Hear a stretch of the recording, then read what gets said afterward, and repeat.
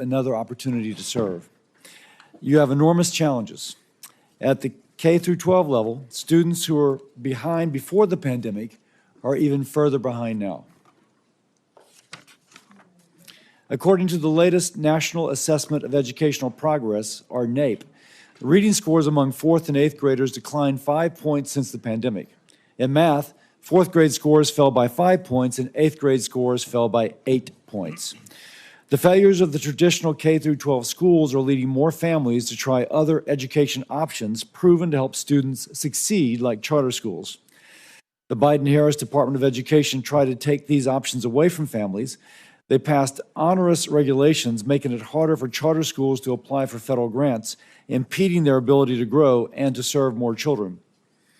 The department's bloated bureaucracy failed to improve the nation's education system, quite likely made it worse. There's been a lot of talk about dismantling the Department of Education, and I'm sure that you will be asked this today. But before we begin, I want to explain what the Department of Education actually does. On average, only about 10% of public funds that go towards educating a child comes from the federal taxpayer. That's only 10%. 90% comes from state and local government. While the federal government accounts for a small minority of the funding, it is responsible for the vast majority of bureaucracy and red tape, preventing communities from improving educational success. I'm hearing from schools across the country that they have stopped going after federal competitive grant funding because it is not worth the hoops and red tape the Department of Education has placed on those dollars. If schools are not eager to apply for competitive grants to improve operations, something is wrong and something should change. It's not only the K through 12 system failing students. Colleges and universities are not preparing students to succeed in the modern workforce. The cost of higher education are quickly outpacing the value of the degree students receive. According to a nonpartisan analysis, 23% of bachelor's degree programs and 43% of master's degrees have a negative return on investment. Too many students leave college woefully unprepared for the workforce after being saddled with overwhelming debt they cannot pay off. Under the last administration, the Department of Education's only answer was to transfer hundreds of billions of dollars, that's hundreds of billions, in student debt from those who willingly took it on to supposedly advance their life. They transferred it to Americans who either chose not to go to college or had already paid their way through school. To implement these schemes, the department dramatically increased the scope and authority of the student loan financing program, clearly outside of what Congress previously intended. Your experience overseeing SBA loans will be a great asset as the department looks to reform a very broken student loan program. We've also seen rampant anti-Semitism on college campuses, leading to attacks and harassment of Jewish students. I'm pleased to see the Trump administration has already launched investigations, and I look forward to working with you, presuming that you're confirmed. The status quo is not working. The educational system is failing our children. The Biden-Harris Department of Education stood in the way of student success. Transformative change of the educational establishment is needed. The department needs to get out of the way of states and local communities who are best positioned to actually address students' needs. We need to empower parents so that they have a voice in their child's education. This includes increasing access to school choice, perhaps also called parental choice, so families can give their child every opportunity to succeed in the classroom and beyond. With President Trump in office and Ms. McMahon's leadership, we have a real opportunity to accomplish this.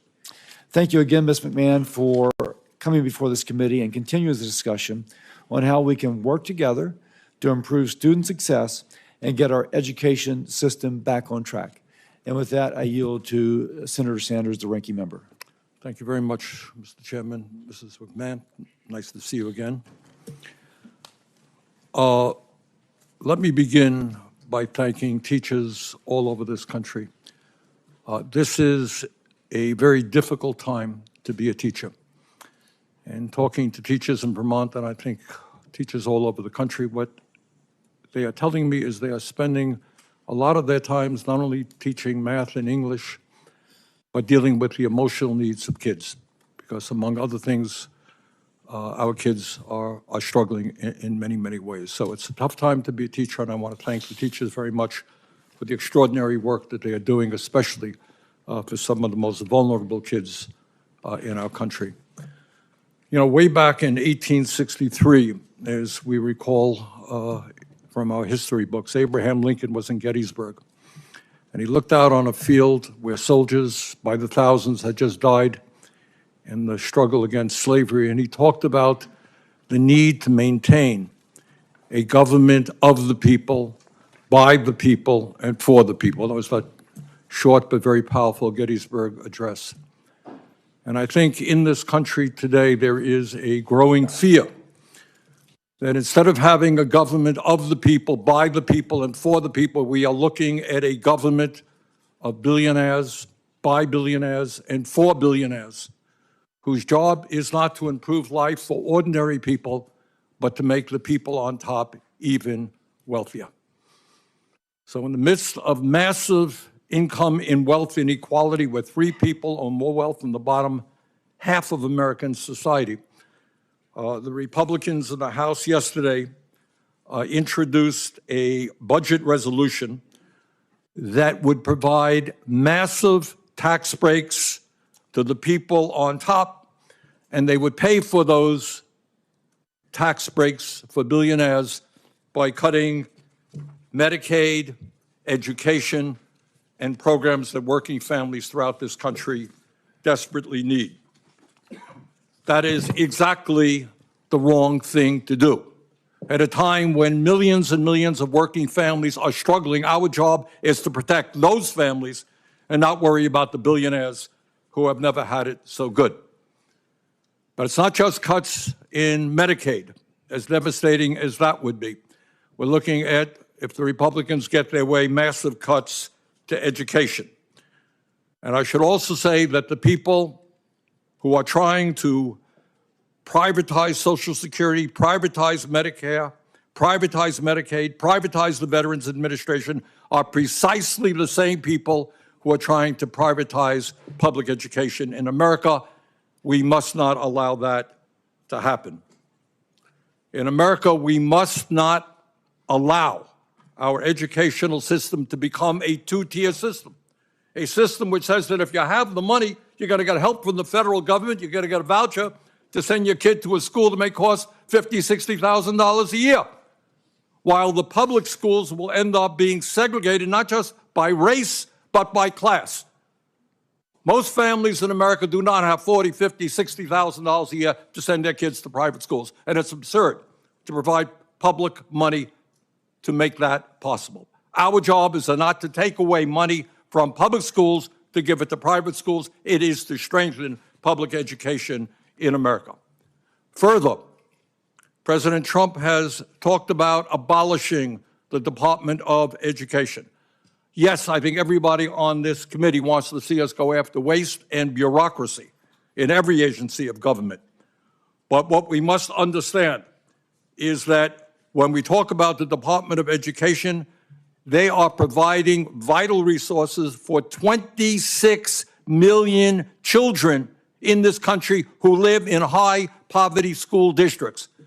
Is it the responsibility of the federal government to say that every kid in America, whether you're poor, middle class, rich, gets a quality education? It is.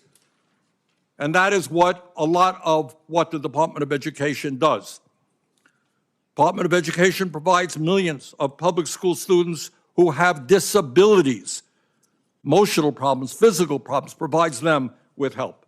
It provides Pell Grants and other important financial assistance that over 7 million low-income students need to get a higher education. So the goal is not to abolish the Department of Education, it is to make it more effective and to make sure that it addresses the educational needs in this country. Mr. Chairman, in my view, we need a Secretary of Education who understands that in the wealthiest nation in the history of the world, we should have the best educational system on this planet, from child care to graduate school. We need a Secretary of Education who understands that if we're going to attract the best and the brightest to the teaching profession, you know what? We have to pay teachers the kinds of salaries that they deserve, which is why I've introduced legislation that says no teacher in America should earn less than $60,000 a year. We need a Secretary of Education who understands that schools do not end at 2:30 or 3 o'clock. We need strong after-school programs. We need strong summer programs. We need a Secretary of Education who understands that we've got to invest in mental health. We need a Secretary of Education who understands that we have got to fully fund the Individuals with Disability Education Act. So there are a lot of questions I have for Mrs. McMahon. I very much appreciate her being here and look forward to the discussion we'll have. Thank you, Mr. Chairman. Thank you, Senator Sanders. And now to introduce Ms. McMahon, we'll start with Senator Scott. Thank you, Mr. Chairman. Thank you, Ranking Member. Thank you, committee members, for allowing me to have an opportunity to talk about my good friend, Linda McMahon. I will say that one of the things I love about the Ranking Member is his passion about the things he cares deeply about. He and I don't agree on the conclusions or the solutions, but I do believe that he is a thoughtful person who cares about the issues, and I hope that doesn't hurt your reelection bid. But let me say this. I'm not a billionaire. Never have been, likely never will be. But I am a kid who grew up in a single-parent household, mired in poverty, whose mother worked 2 jobs, trying to keep the lights on. I went to 4 different elementary schools by the 4th grade. When I think about the issue of education, I think about how in the world do we ever get to a meritocracy if the vast majority of the kids today are going to segregated schools that are failing those kids. 13 schools in Maryland where the average kid, 99% of the kids cannot perform at grade level. I think about Chicago on the south side where I spent a lot of time, where 95% of the kids cannot perform at grade level. I think about Charleston, South Carolina, my hometown, where 60+% of African American males don't go to college. I think about the quagmire pit of failure that is consistently the case in inner city schools across America. You talk about the resegregation of America's public schools, it's already happened. It's happening right now. Our public education spends $850 billion to disappoint families, millions of families across this country. 10% of the resources come from the federal government, and yet 80 to 90% of all the rules that suppress performance come from Washington. The average employee at the Department of Education, these numbers are a few years ago, and these unfortunately aren't part of my speech. Bernie changed my speech for me. Is about $106,000, where the average teacher makes $55,000. Those numbers are 4 or 5 years old. But here's my point. My point is a simple point. I'm a guy who understands the weight of a poor education system and the benefit of a good education system, because I've experienced both. I chose to introduce Linda not because I have an affinity for billionaires, though I might now, actually, because I have a passion for quality that changes the trajectory of poor kids' lives permanently. I can't think of a more important civil rights issue today than public education and the education of our kids. I can't think of a better person to take on that challenge than someone that I had confidence when she was the administrator of the SBA. I can't think of someone better to take on this challenge than someone that took a regional company, WWE, and made it into the global powerhouse that it is today than the co-founder, chief executive, Linda McMahon. I can't think of someone better to do the job than someone who served on her own state board of education, who was a trustee at Sacred Heart University, and who led the policy initiatives at the America First Policy Institute. That would be Linda McMahon. I can tell you that there are a lot of questions I'd like to answer, but I don't have time. But I can tell you this. For the poorest kids in our country, disillusioned about the American dream, the answers they are looking for rarely come from Washington. With all of our good intentions, the Department of Education has simply failed the poorest kids in the United States of America, the greatest nation on the planet. To turn that around, we need someone who's already succeeded in business and in government. And let me just close with this. The Department of Education doesn't educate kids. It's a federal agency. Local communities and local teachers educate kids. Our Department of Education is a federal behemoth that needs to focus on getting more money in the hands of more students so that they have a better chance.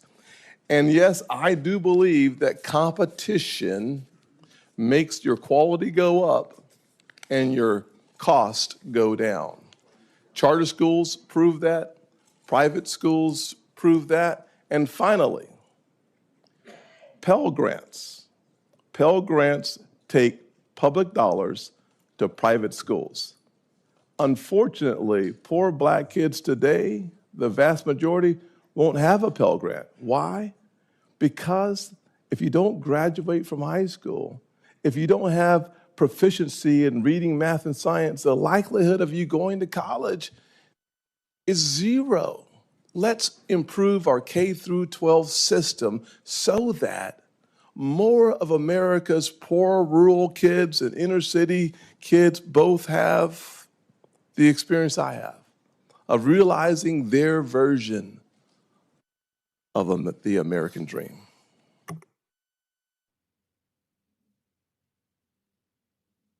Thank you, Senator Scott. Very powerful. Senator Britt. Well, that was amazing. Thank you. My colleague nailed it. Chair Cassidy, Ranking Member Sanders, and members of this committee, I am honored to join you today to introduce President Trump's nominee for Secretary of Education, my friend, Linda McMahon. It is clear that our current education system isn't working. We have the status quo, and that's actually failing our kids. As you mentioned, Mr. Chairman, the latest NAEP scores show that students' reading and math scores are down in almost every single state, to the point where only 30% of 8th graders are meeting reading proficiency levels. The status quo in education just hasn't failed students. It's failed parents, just like me. And very respectfully, Mr. Ranking Member, the America that you just described, the one that you're fearful will be created, it already exists. Our students deserve better. Our parents deserve better. We have to do something different in order to achieve a different result. For far too long, the Department of Education has catered to far-left bureaucrats at the expense of moms and dads. It has pushed for school closures, removed parental rights from the equation, promoted radical ideologies in the classroom, and supported allowing men and boys to play in women and girls' sports. Enough is enough. We need a change agent at the Department of Education, and that change agent is Linda McMahon. She is the perfect antidote to what is wrong with education in this country. Linda has an immensely successful track record as a business executive, as a leader of a government agency, and at the America First policy, as an America First policy advocate. She is not just an overwhelmingly qualified nominee for Secretary of Education, but a nominee who can make a real difference at the department that sorely needs it. She's also a grandmother of 6 with a personal stake in the quality of our education system. She understands how important it is that our kids learn what they're supposed to, and how important it is for parents to be empowered. I'm right there with her. And that's not the only mission that Linda will pursue at the Secretary of Education as a secretary. Attending a 4-year college or university is the right path for many Americans, but it's not the only one available to graduating high schoolers, and Linda will ensure that students know that. Linda led efforts to empower the American worker at AFPI, and I am confident that she will make aligning our education system and our workforce systems a priority at the Department of Education. That means strengthening 21st century skills training and job preparedness, bridging the gap between technical school programs and industries, and expanding apprenticeships and credentialing programs. Linda McMahon is someone who knows how to reform our education system so it actually prepares our kids for the future, while also empowering parents to make decisions that affect their children's lives. She has the experience as an executive. She already demonstrated her immense ability to get the government out of the way as head of the Small Business Administration. And she knows both K-12 and higher education, as my distinguished colleague, Senator Scott, said, in serving on the Connecticut State Board of Education and the Sacred Heart University Board. She was on that since 2004. Her confirmation as Secretary of Education will be a monumental step towards preserving the American dream and making a bright future possible for the next generation of Americans. Let's put parents in the driver's seat. Let's return to the fundamentals of the classroom learning and teach kids the skills they need to actually achieve their goals. Let's put education in the hands of states, not unaccountable federal bureaucrats. And for our kids' sake, let's confirm my friend, Linda McMahon. Thank you, Mr. Chairman. Thank you, Senator Britt. Ms. McMahon, now for your opening statement, and you're welcome to introduce your guest. Thank you very much, Chairman Cassidy. Yes, I'd like to introduce my daughter, Stephanie McMahon, Paul Levesque, her husband, and my son, Shane McMahon. I'm so happy to have them here, and many friends have come from far places, so I welcome having them here today and appreciate that they're here. So, thank you, Chairman Cassidy, Ranking Member Sanders, and distinguished members of the committee. I'm honored to have your consideration to serve as the Secretary of the Department of Education. And I'd like to thank both Senators Scott and Britt for their introductions. Members of the audience are reminded, disruptions will not be permitted while the committee conducts business. We ask you to respect that. Certainly. And I'd like to thank both Senators Scott and Britt for their introductions and for the opportunity to welcome my friends and family. Thank you all so much for being here with me today. I would also like to thank President Trump for his confidence in me to lead a department whose mission and authority were a special focus of his campaign. He pledged to make American education the best in the world, return education to the states where it belongs, and free American students from the education bureaucracy through school choice. November proved that Americans overwhelmingly support the president's vision, and I am ready to enact it. Education is the issue that determines our national success and prepares American workers to win the future. I've been passionate about education since my earliest college days when I studied to earn a teaching certificate. This has continued through my business career as a Connecticut State Board of Education member, as a university trustee, and as the chair of the America First Policy Institute, which advocates for workforce development, parental choice, and accountability in higher education. I'm also a mother and a grandmother, and I join millions of American parents who want better schools for our kids and grandkids. The legacy of our nation's leadership in education is one that every person in this room embraces with pride. Unfortunately, many Americans today are experiencing a system in decline. The latest scores from the nation's report card show achievement in K-12 math and reading at their lowest level in years. More than 2/3 of public colleges are beset by violent crime on campuses every year. And most tragically, student suicide rates have dramatically increased over the last 2 decades. We can do better. We can do better for the elementary and junior high school student by teaching basic reading and mathematics, for the college freshman facing censorship or anti-Semitism on campus, and for parents and grandparents who worry that their children and grandchildren are no longer taught American values and true history. In many cases, our wounds are caused by the excessive consolidation of power in our federal education establishment. So what's the remedy? Fund education freedom, not government-run systems. Listen to parents, not politicians. Build up careers, not college debt. Empower states, not special interests.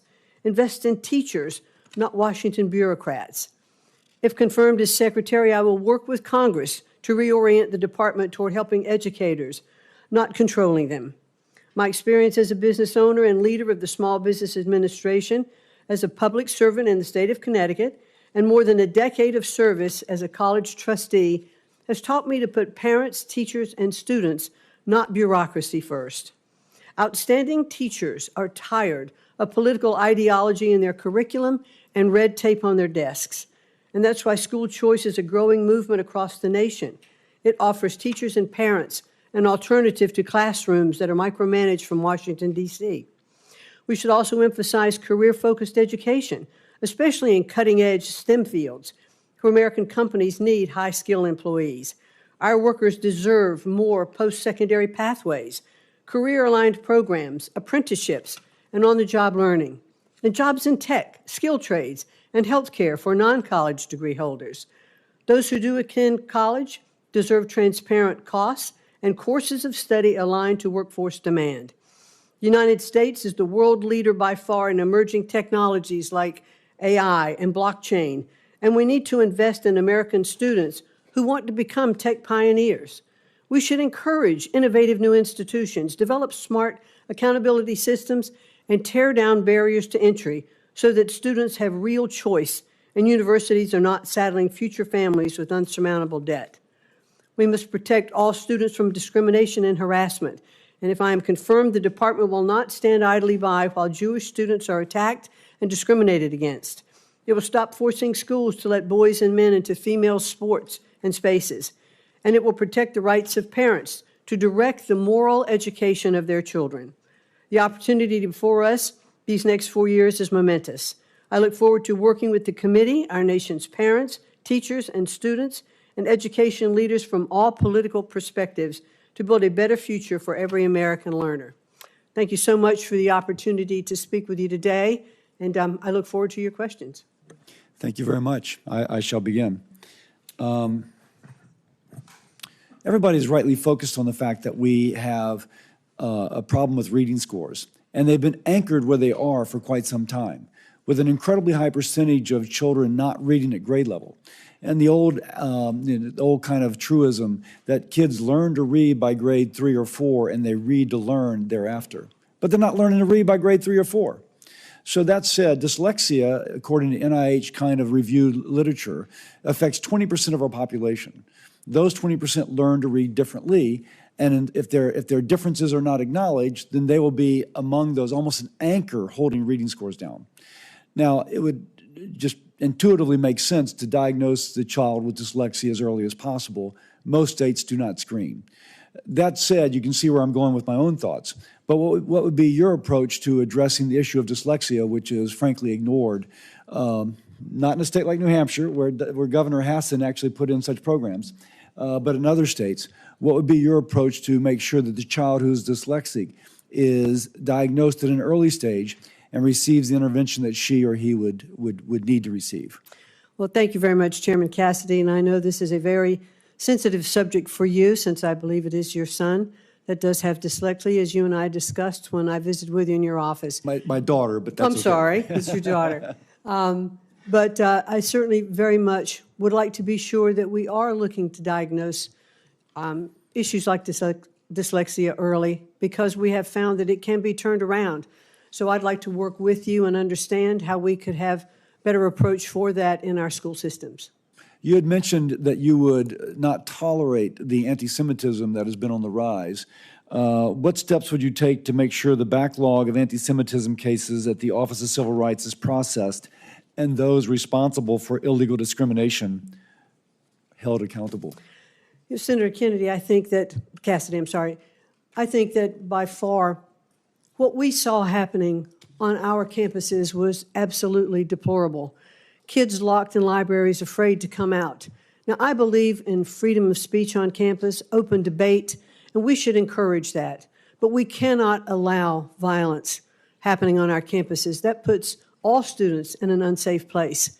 And if I were confirmed as the Secretary of Education, I would want to make sure that the presidents of those universities and those colleges are taking very strong measures not to allow those to happen. They can call in the police, they can do whatever they need to do, set standards, and to make sure those standards are upheld. We cannot allow that kind of violence to take place on our college campuses. Now, there's a current backlog in the Office of Civil Rights within the Department of Education to address this. Do you have any specific plans about how you could help them address that backlog? Well, I'd like very much to be confirmed and to be able to get into the department and understand that backlog, to talk to those lawyers who were there, and let's focus on what we need to do to clear out that backlog. And I look forward to doing that. President Trump is reportedly drafting an executive order requiring the Secretary of Education to develop a plan for downsizing the Department of Education and working with Congress to eliminate entirely. Yes or no, do you agree that since the department was created by Congress, it would need an act of Congress to actually close the Department of Education? And certainly President Trump understands that we'll be working with Congress. We'd like to do this right. We'd like to make sure that we are presenting a plan that I think our senators could get on board with and our Congress could get on board with that would have a better functioning Department of Education, but certainly does require congressional action. Okay. In terms of the plans to downsize, what would be the components of that plan that would not require congressional approval? Well, I do believe, Senator, that there are departments of education that are established by statute, and those particular departments we'd have to pay particular attention to. But long before there was a Department of Education, we fulfilled the programs of our educational system. Are there other areas, other agencies where parts of the Department of Education could better serve our students and our parents on the local level? And I am really all for the President's mission, which is to return education to the states. I believe, as he does, that the best education is closest to the child and not certainly from Washington, D.C. If the department is downsized, would the states and localities still receive the federal funding which they currently receive? Yes. Okay. With It that, is not the President's goal to defund the programs. It is only to have it operate more efficiently. With that, I yield to Senator Sanders. Thank you, Mr. Chairman. When we talk about education, kind of we're looking at it in a vacuum. We're talking about the struggles that low-income kids are having, and that's true. But Mrs. McMahon, you are also aware that in America we have more income and wealth inequality than we've ever had before. You are aware that we have the highest rate of childhood poverty of almost any major country on earth. You are aware, I suspect, that teachers are dealing with kids who are literally homeless, kids who come from dysfunctional families where there is violence. Does it concern you in America that we are living in a society where the people on top are doing phenomenally well, while 60% of Americans are living paycheck to paycheck? And how do you think that impacts our educational system? Thank you very much, Senator, for that question. First of all, let me say that I believe that teaching is one of the most noble professions that we have in our country, and we have so many good, dedicated teachers to help our students. I do think that we are trapping students often in low-performing schools, and that's why the President has such a strong policy towards school choice. But you will agree, I don't mean to interrupt you, but you will agree that you can't just look at education. The truth is that middle class, upper middle class public schools in America generally do pretty well. But if you are homeless, if you were a homeless person and you had kids, the odds of your kids doing pretty well are not good. I'm just asking you, what do you think about the massive level of income and wealth inequality, the fact that we have the highest rate of childhood poverty? Is that something you think you might want to pay attention to? Well, certainly, Senator, I do believe that we want to make sure that every child in our country has the opportunity to have equal access to a quality education. And the Department of Education really is not setting economic policy in the country. We should focus on educating our children, and we should focus on it at the local level. Let me ask you this. You mentioned correctly that we have many great teachers in America, right? Yes. If you as a businesswoman wanted to attract the best and the brightest, would you be starting them off after they leave school, maybe $50,000, $60,000 in debt with salaries of $35,000, $40,000? Or would you say, we respect, you talked about teaching being the noblest profession. I agree with you. Would you agree with me, support my legislation that says no teacher in America should earn at least $60,000 a year? Well, certainly the pay to teachers is up to the states where those teachers reside. I do believe we should pay our teachers fairly.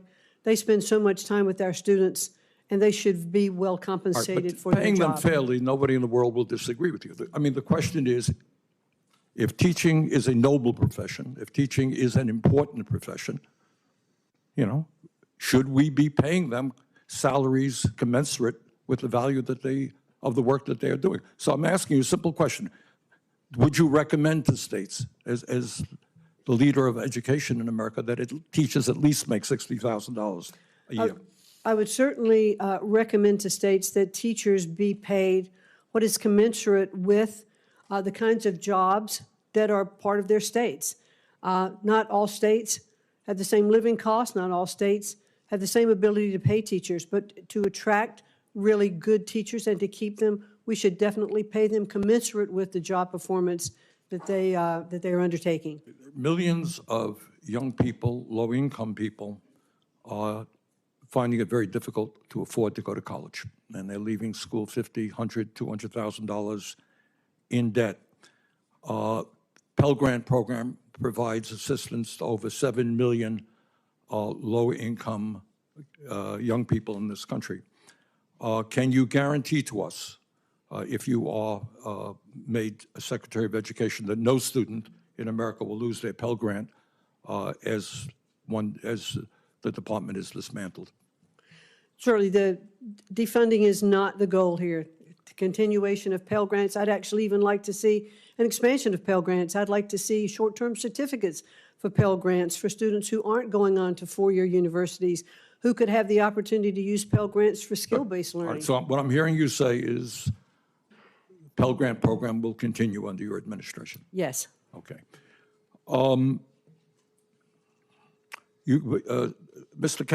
Senator Cassidy asked you an important question, and that is, do you agree, and let me just once again get your feelings on this, that if there is a movement to abolish the Department of Education, it has to go through the United States Congress? Yes, it is set up by the United States Congress, and we work with Congress.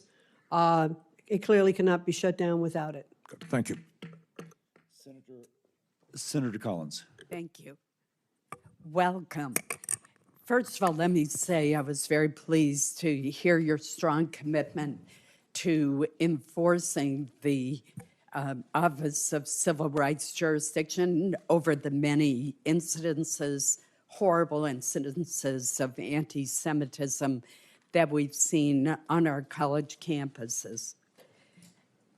Among the important programs that are administered by the Department of Education are Title I, IDEA, and the TRIO programs, all of which have been high priorities for me. I want to briefly discuss those programs. Title I helps public schools that are serving low-income students. It helps level the playing field in terms of resources compared to more affluent communities. In Maine, 63% of our public schools receive Title I funds. Very important to our state. Second, IDEA, the Disabilities in Education Act, which helps children with special needs.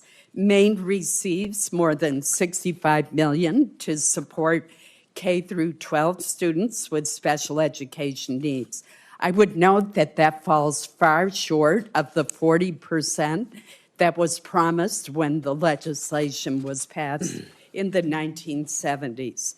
TRIO programs, which we've discussed, have changed the lives of countless first-generation students who are going to college and come from families with no experience with higher education. I've seen so many success stories as a result of TRIO. So my question for you is, how do we maintain the administration and oversight of these programs if we abolish or substantially reorganize the Department of Education? Thank you, Senator Collins, and I know how passionate you are about these issues, and I enjoyed meeting with you in your office and talking about these various things, especially I think the TRIO program, which we both agreed was just hit a terrible blow just by regulation when some of the students who were applying, their applications were rejected simply because of spacing on a form. Right. And that kind of regulatory control just cannot stand. That is just impossible.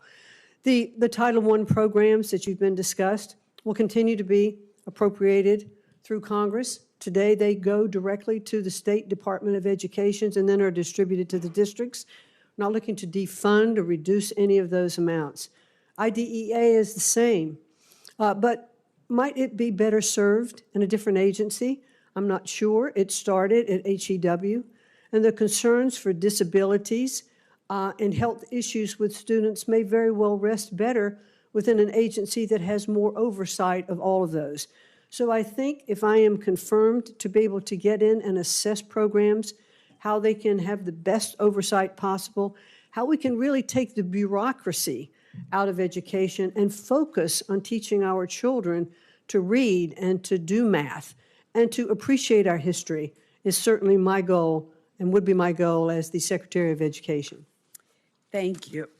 On Monday, the administration announced that the Department of Education was going to terminate 89 contracts from the Institute of Education Sciences. They were worth $881 million, as well as terminating 29 training grants. This week, my office heard from a former teacher from Oakland, Maine, who has developed a high-impact tutoring model, and it's currently being used in 12 schools in Maine alone, and she has one of the grant applications pending to more thoroughly evaluate the impact of this model on the students' outcomes. She's worried that it's now going to be in jeopardy due to these sudden cuts. Considering the poor reading and math scores reported by NAEP, and that unfortunately includes poor scores in my home state, shouldn't the Department of Education continue to collect data and evaluate outcomes rather than halt these activities so that you can help states know what works? Well, thank you, Senator, and it is my goal, if I am confirmed, to get in and assess these kinds of programs, because I'm not sure yet what the impact of all of those programs are. I know that there are many worthwhile programs that we should keep, but I'm not yet apprised of them. I want to study them. I'd like to get back and talk to you more and to work with you. I look forward to working with this committee and all of Congress to make sure we can deliver for our education. Thank you. I appreciate your responses. Thank you. Thank you. The committee will come to order. Senator Murray. Thank you, Ms. McMahon. Elon Musk's DOJ staffers have reportedly set up camp at the Department of Education. They've already been given access to highly sensitive student data and have already started holding back money that Congress decided on a bipartisan basis was needed to help our schools and students. We're also hearing, as you know, about an executive order coming any day that will seek to dismantle the Department of Education. These are bipartisan laws. You indicated that you understood that Congress has passed these laws. But a lot of turmoil is happening. You heard it from my colleague just asking that question now. So I want to ask you, if confirmed, do you commit to getting every dollar we have invested in our students and schools out to them? Well, the appropriated dollars and those monies that are passed by Congress, yes. I have no issue, however, with the fact, and I believe the American people spoke loudly in the election last November to say that they want to look at waste, fraud, and abuse in our government. So DOJ, there are a couple of implants at the Department of Education, as there are with agencies throughout the district, and they're doing an audit. Right, You know, I and understand and an audit, but when Congress appropriates money, it is the administration's responsibility to put that out as directed by Congress, who has the power of the purse. So what will you do if the president or Elon Musk tells you not to spend money Congress has appropriated to you? We will certainly expend those dollars that Congress has passed, but I do think it is worthwhile to take a look at the programs before money goes out the door. It's much easier. It is much I easier understand that, but to stop the money as it's going out the by door law than is it is to claw it back. Process by law is that you look at that, you make recommendations to Congress, and we implement those laws. So, I mean, the question really is, who decides how much federal funding public schools get in Seattle, where it's already been allocated? The school district or Elon Musk or Congress? And I think Congress has been pretty clear that the purse lies here. We pass our appropriations bills. We expect those programs to come. If you have input, if you have programs you have looked at that you believe are not effective, then it is your job to come to us, explain why, and get the support for that. Let me move on. Ms. Mann, I believe that our nation's students, families, and taxpayers do want true accountability. They do want improvement in our schools. Back in 2015, Congress came together in a bipartisan way to replace the No Child Left Behind Act with the new law, Every Student Succeeds Act. That was a bill I was very proud to negotiate with my Republican counterpart on this committee, passed it into law. It gives states more flexibility in using their federal education funds. It eliminated those one-size-fits-all mandates that everyone hated, and it established some really strong federal guardrails to hold states and schools accountable. I believe that the Department of Education must do more to implement that law. Right now, less than 42% of our schools identified for comprehensive support and improvement, or CSI as we call it, had a plan that met all the requirements of that law. And 1 in 5 schools' plans included practices we know are ineffective. National assessment results, as you well know, released a few weeks ago, show that our lowest performing students continue to fall furthest behind. So I want to ask you, what specific actions will you take to implement the ESSA law? I'm not looking for an exhaustive list, but can you name a couple of the requirements that are in that law that you will make sure are implemented? Well, Senator, thank you, and I would look forward to working with you in the committee, understanding more about the ESSA laws. Do you know what the requirements are? Do you know about the requirements for targeted support improvement schools or the annual report card requirement? Can you name any of the requirements Yes, that are in that? I have read through ESSA, and I do know, it's very interesting. It's how I really got into education in the first place, was when No Child Left Behind was in place. But there are no requirements that you can tell me right now that you will make sure, as Secretary of Education, you will implement? No, I want to study it further and get back to you with that, and I'll be happy to do that. Well, let me ask one last question. As I mentioned, DOE staff have been given access in the Department of Education to personal information of students and families, like their Social Security numbers and their driver's license numbers and their date of birth, what college they're enrolled in. I know that the access has been temporarily paused due to litigation, but there is a real potential for that kind of information to be abused or for students' privacy to be placed in jeopardy if the courts end up ruling against the students. And we know that DOJ could use that highly personal information to then target students and target their families or cut off access to Pell Grants for students at college that someone perceives opposes maybe President Trump policy. So I want to ask you, do you believe that DOJ employees should have access to private student data?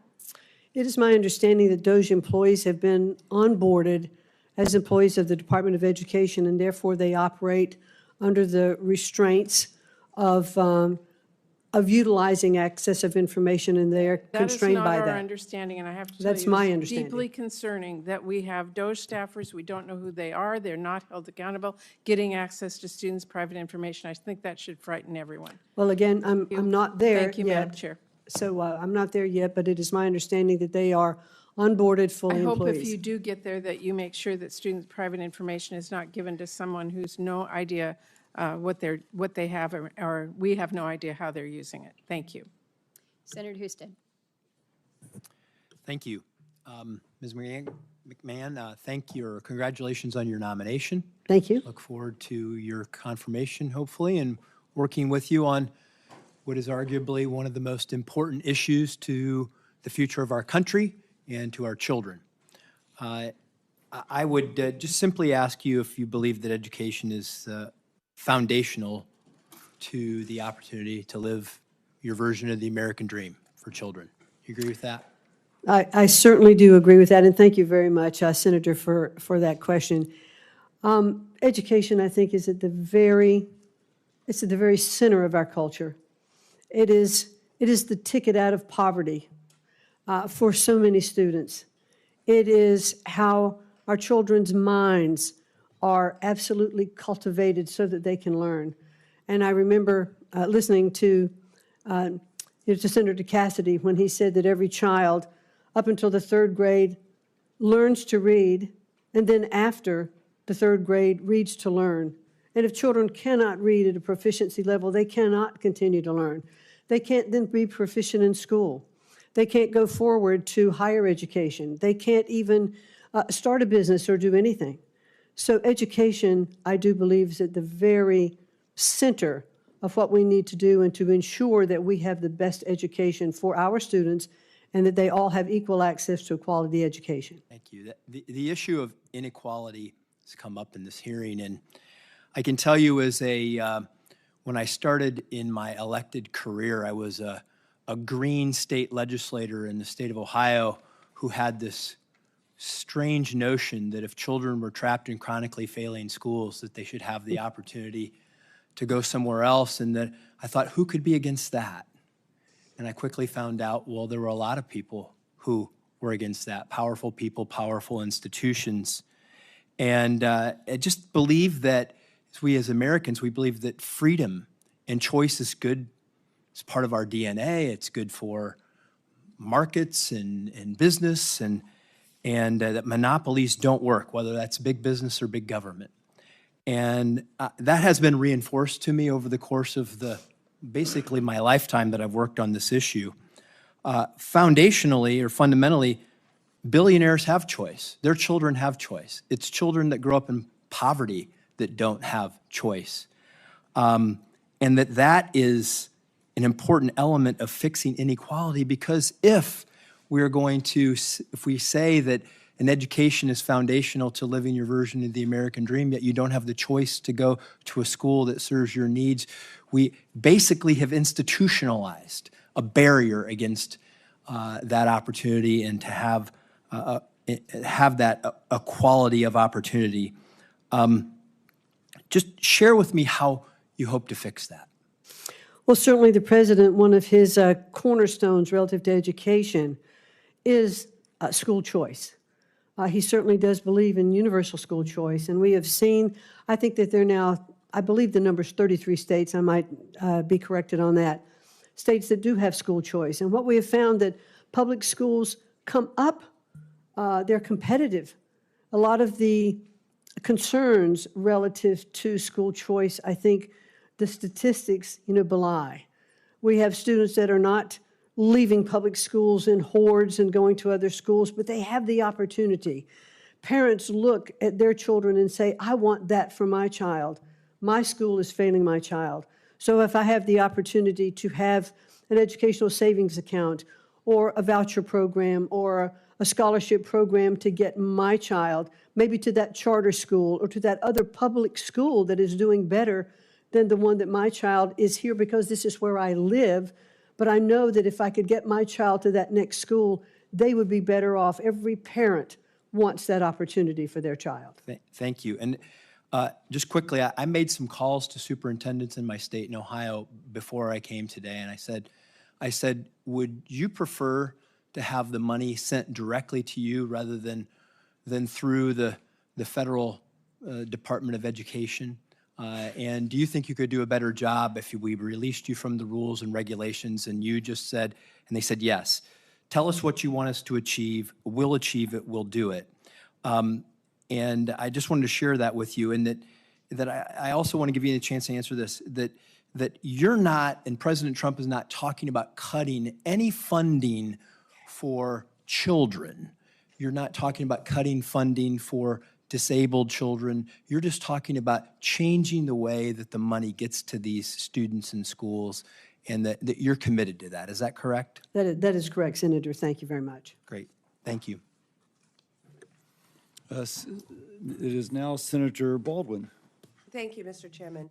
And before I start my questions, just wanted to put some studies in the record. Recent research studies of private school vouchers in Louisiana, Indiana, Ohio, and Washington, D.C. show that students who used these vouchers performed worse academically than their public school peers. I ask unanimous consent to enter into the record those 4 studies that show private school vouchers have a negative impact on student achievement. Without objection. Thank you, Mr. Chairman.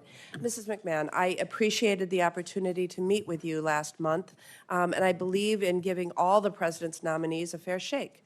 That's what the people of Wisconsin expect from me, and I look forward to hearing more about your approach to running the Department of Education if confirmed. Mrs. McMahon, since 1972, Title IX has been a critical tool in ensuring that all students are protected from sex-based discrimination in federally funded education programs. We briefly discussed Title IX in our meeting, but I'd like to ask you a series of yes or no questions to get into a little bit more detail here. So yes or no, do you believe that Title IX should be enforced to protect students from sexual harassment and sexual assault? Yes, I do.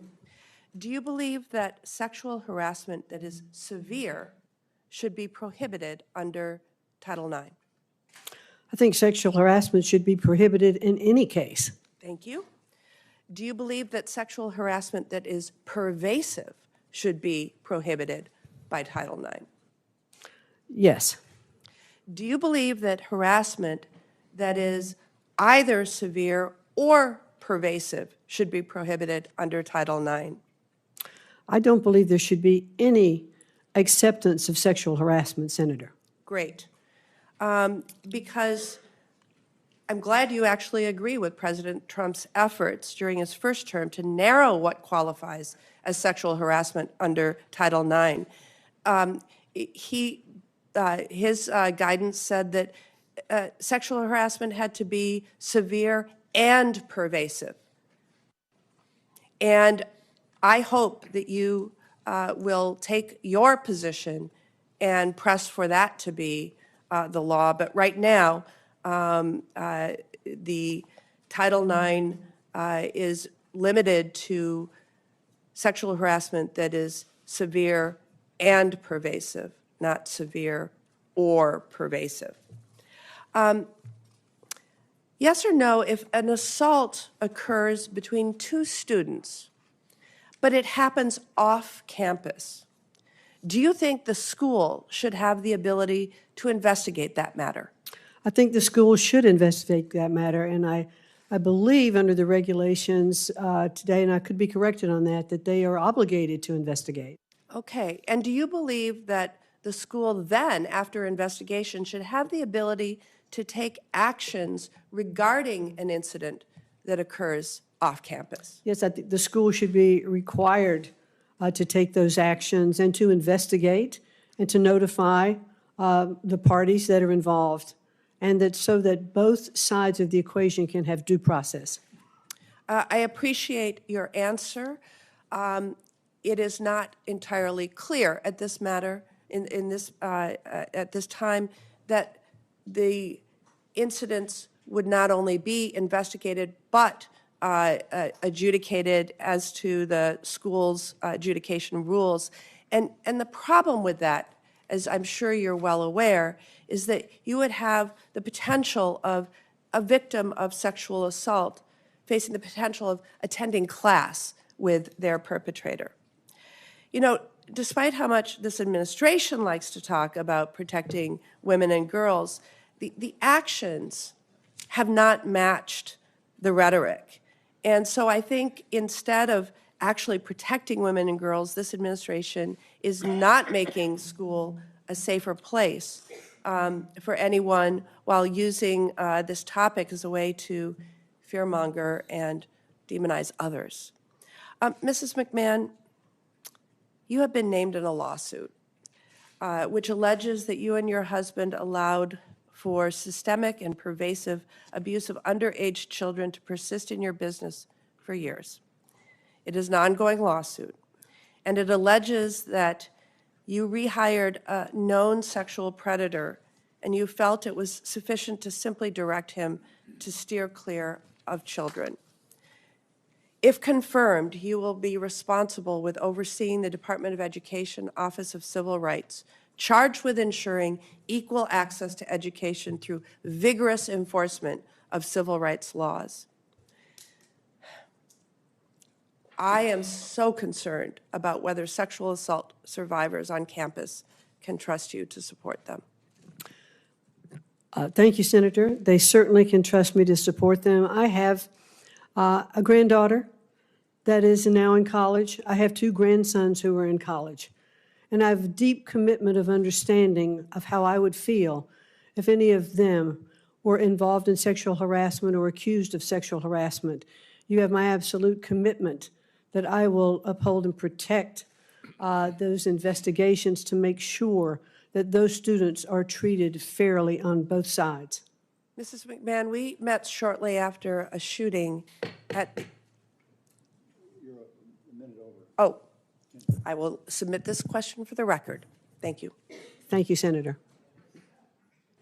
Senator Tuberville. Thank you, Chairman. Ms. McMahon, thank you for being here today, and thanks for wanting to take on this monumental task. You know, I'm a football coach. I'm not a lawyer. I'm not a business guy. I taught high school and worked my way up for 40 years. This country gives you one thing, and it's what I taught my kids when I coached. This country doesn't owe you anything but an opportunity.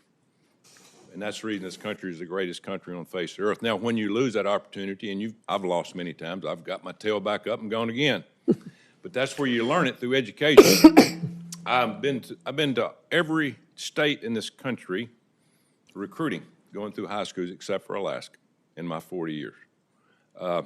In my 40 years of coaching and going into high school, there's not been a bigger disappointment than our education system.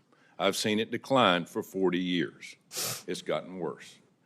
You're going to have the task of trying to bring it back. It's going to be hard to do because you're going to be fought from every side. This is not Democrat, Republican, black, white. It's not. It's an American problem. I've spent tens of thousands of dollars of my budget when I coach and bringing kids in. After I tested them, they couldn't read past the 6th grade and reading level, but they had 3.5 GPAs when they came to my university. We're failing. It is a disaster. If you can't read, you can't learn. And that's one of the first things that we got to get back to, is teaching our kids to read. We got a lot of teachers that don't teach reading like you and I learned. It's different. We have all this nonsensical teaching of what we call Common Core of math. I still ain't figured that out. But thanks for wanting to take this on, because there's a lot of obstacles going to be in your way. And so don't be afraid to make changes. We've had a K through 12 system for years. It's a failure. It is an absolute failure. Let's teach our kids. That's the only chance they got to survive in this world, which is going to be very, very competitive. Now, we have things that get in our way. And what's deterring our kids nowadays? That thing right there. I had problems coaching with it.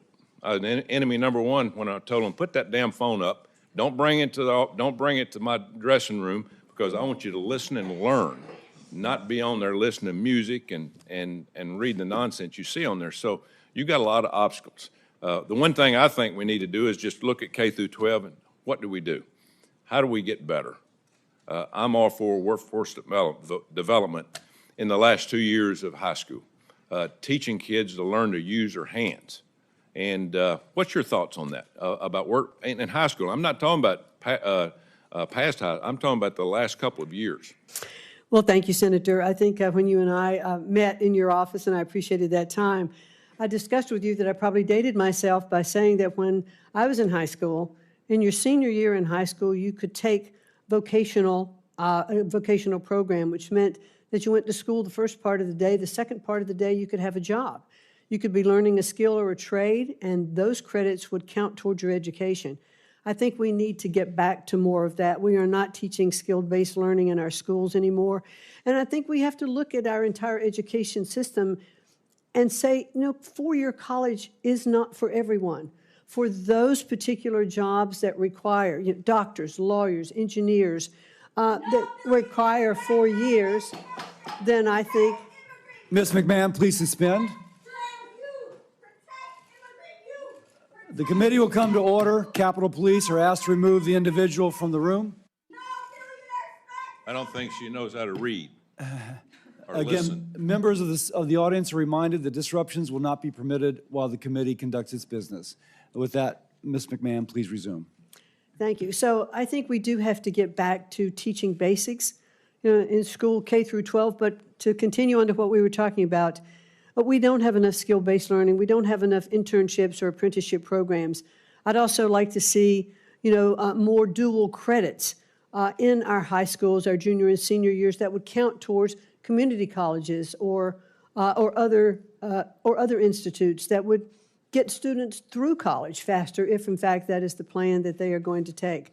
So we have so much that we can do to help our students get prepared to have a good income and a good livelihood. And if they can graduate from high school with some skill-based already, they can even start a business of their own.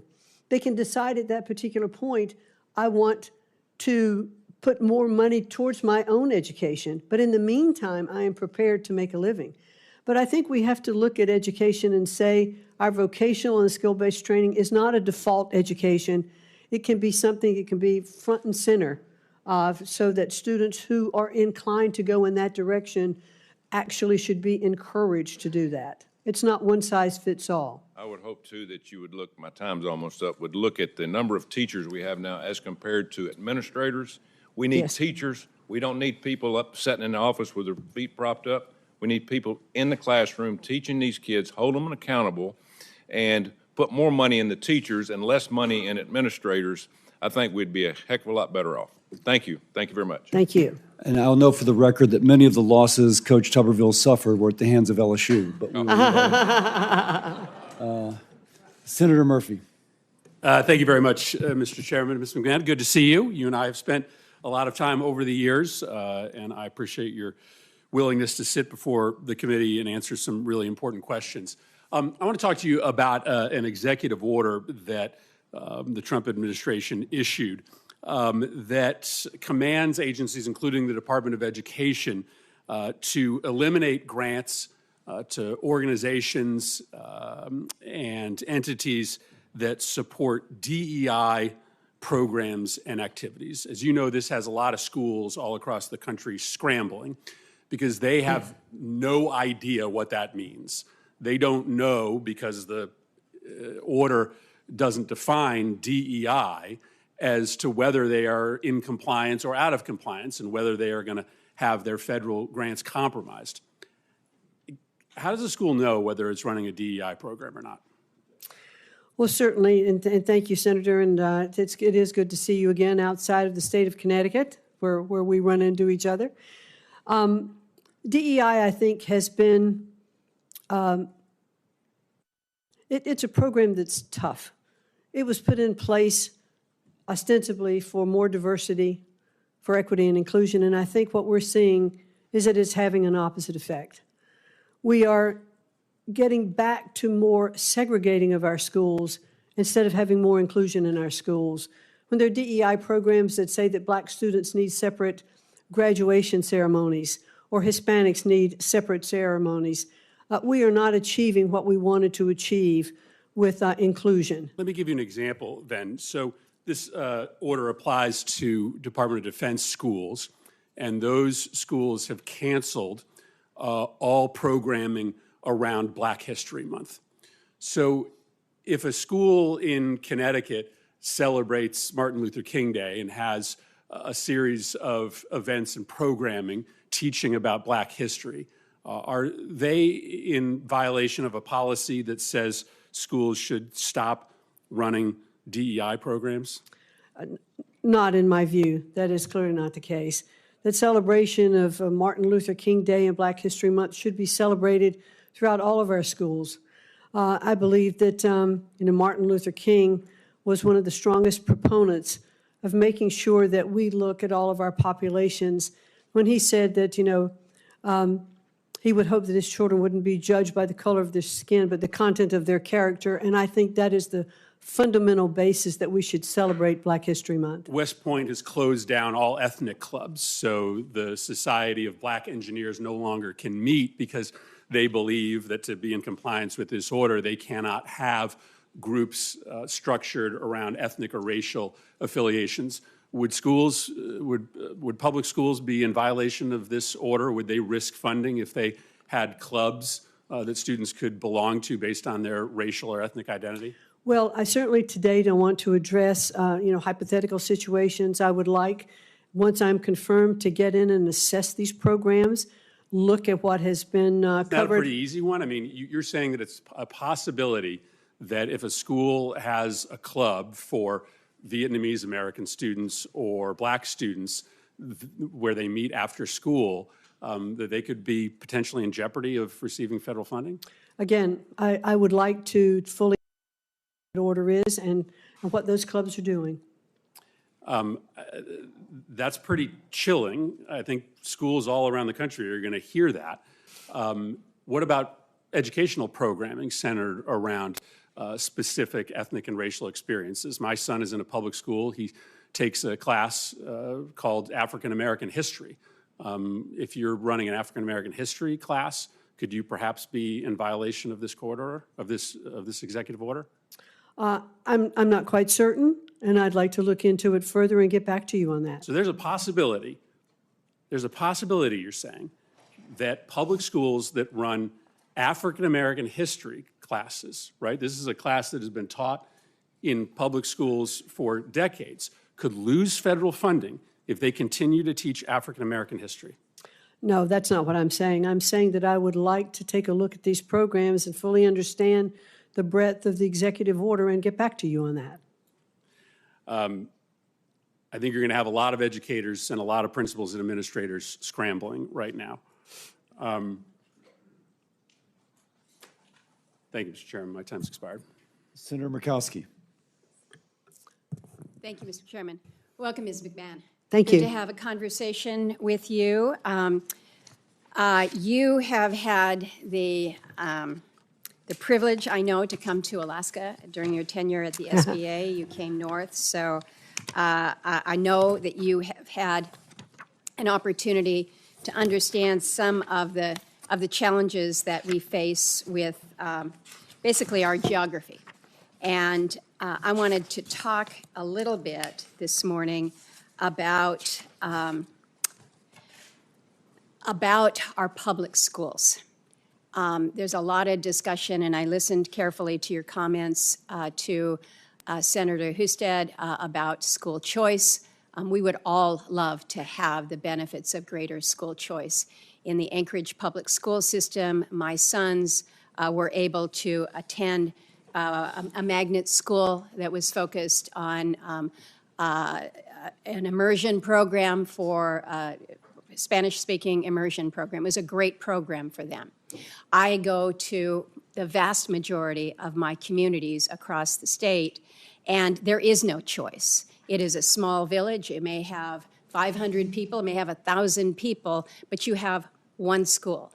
And it's not as if there is an opportunity to go to another school because 82% of these communities are not connected by a road. So if you wanted to go to another school, you would have to figure out how you fly to another village, another population center. So for me, investment in our public education system is really what I have been focused on. I had an opportunity to speak before our Alaska Association of School Boards just recently and received a standing ovation when I said public funds for public schools. Pretty simple. And so I want to ask you whether you believe it is your primary role and responsibility as Secretary to support and strengthen our nation's public schools. I absolutely do believe that our public schools are the bedrock of our education. You know, they go back to the very founding of our country. I think in the first Constitution, there were actually sectors of each state that were set aside for the specific goal of public education. And so education is certainly understood to be so vital and so important to what we're doing. I understand the schools in Alaska. I think when I was in your office, we were talking about the school that I visited in Kwethluk, which is a very, very small island. And this school was being funded by SBA.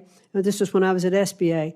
And because we were looking at the fact that there was no real community center and no glue holding the community together, and that children, and especially in K through 12, often dropped out of school because they didn't see the need or the necessity to continue with education, and they would often wind up, on the streets or not having jobs. I've not checked back with that school to see how it was going, but I saw the commitment of that community to invest and to make sure that the best education, and this was a state-of-the-art school built on this island. And when I pulled up in the boat in that village, there were mothers in a smoking hut that were cutting salmon to get ready for the winter. And on the other side, there was this incredibly modern school that was being built. And I think we have to invest our public education, if we can use public funds to help with tutoring in those issues and those instances where you don't have a choice to go to another school. And you quite possibly saw one of the very few examples of good infrastructure. And as we know, it's not just giving a good building, it is making sure that you have teachers that are able to stay in a village that lacks a lot of resources, a lot of support. I want to pivot from that, but I do want to underscore the emphasis on education equity across America, including in the most rural of areas. Because I listen to a lot of the comments around here, and it works if you're in a city. Mm-hmm. But it doesn't work in my communities, and I have an obligation to them. I want to ask you about local control here real quickly. This has been something that as Republicans we've been talking about. It's local control, local control, local control. And we've got a lot of folks that are suggesting that now the public school curriculum should not include lessons in diversity, equity, and inclusion. Want to focus on other things. I understand that. But we have ESSA, the Elementary Secondary Education Act.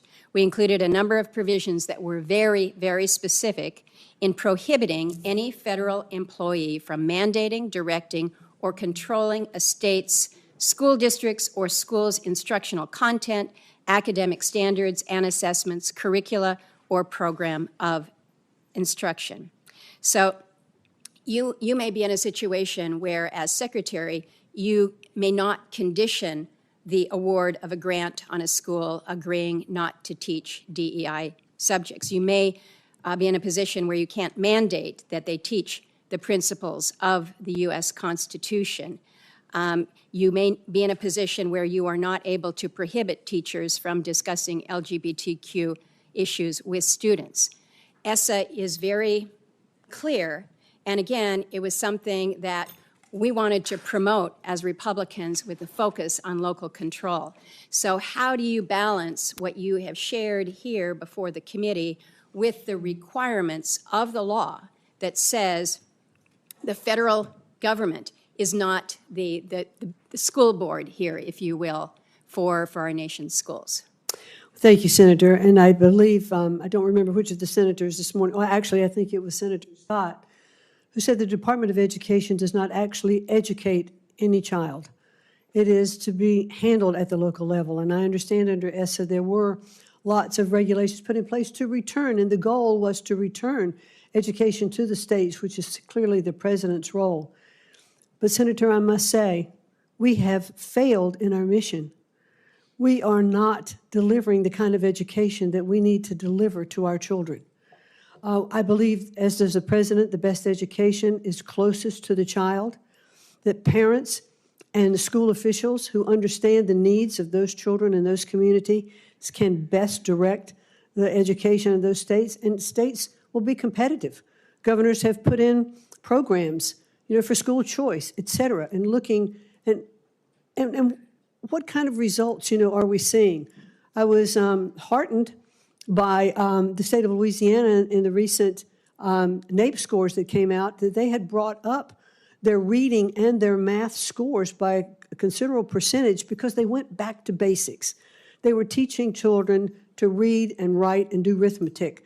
And I think I heard superintendent of the Louisiana school say that he used everything from flashcards to AI to make sure that the students were getting the basics in education. And that's what we have to get back to. It sounds like you're suggesting we need to Senator amend or change ESSA.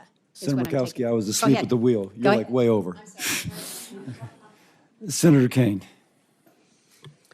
I would never describe you as asleep at the wheel, Mr. Chairman. But thank you, Ms. McMahon. I enjoyed the visit we had in our office, especially our discussion about career and technical education. That's a Yes. huge passion of mine. When I asked you about public service loan forgiveness, the federal public service loan forgiveness program was put in place during the Bush administration, bipartisan Congress. It's been part of law since 2007. What is your position on public service loan forgiveness program? Well, certainly, and thank you very much, and it was good to visit with you in your office, Senator. Clearly, there are programs that have already been passed by Congress that do, in fact, grant loan forgiveness for public service. Our first responders, military, et cetera. And we certainly should honor those programs. And if we want stronger or more programs for loan forgiveness, then I think Congress should pass those programs, and then we would implement it. So your commitment is, should you be confirmed, you will fully implement existing public service loan forgiveness programs that have been passed by Congress? Those that have been passed by Congress, yes, that's the law. That's very important because during the first Trump administration, Secretary DeVos and the Department of Education slow-walked approvals of public service loan forgiveness. 7,000 people over the course of 4 years were granted forgiveness under the programs. It was about a 3% acceptance rate of fully qualified applicants for public service loan forgiveness. During the Biden administration, more than 1 million applicants were approved for forgiveness, as was appropriate given the congressional directive, and more than 33,000 Virginia public servants were given public service loan forgiveness. If the Doge brothers or somebody else tells you we don't like these programs and we don't want you to implement them, I can count on you to stand up and fully implement them to benefit those who are entitled to the benefit by the congressional statute.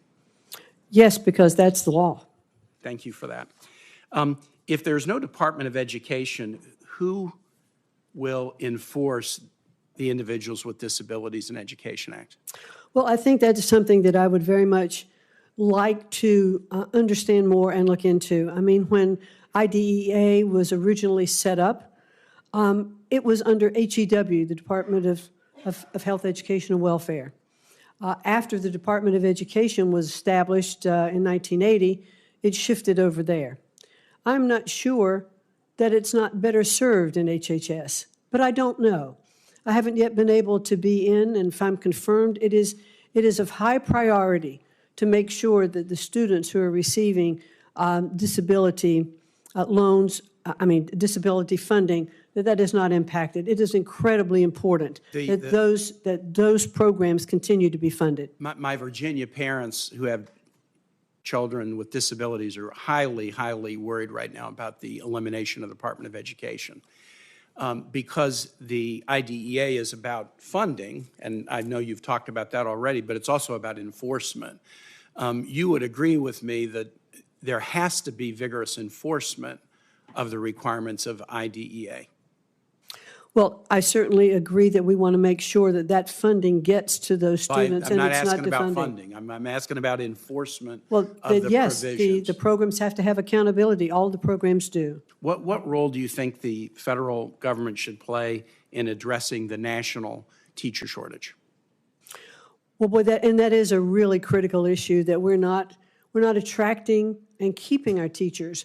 One thing I think we need to make sure of, and I'm not sure it's a federal government policy, because that really should be at the state level. How are we educating and teaching and training our teachers? How are we making sure that they have the supplies that they need in their classrooms? We need to make sure that the funding is proper in the state so that they can support teachers. Let me say a word about funding. Just in the first couple of weeks of the Trump administration, here's what they have done with respect to the teacher shortage.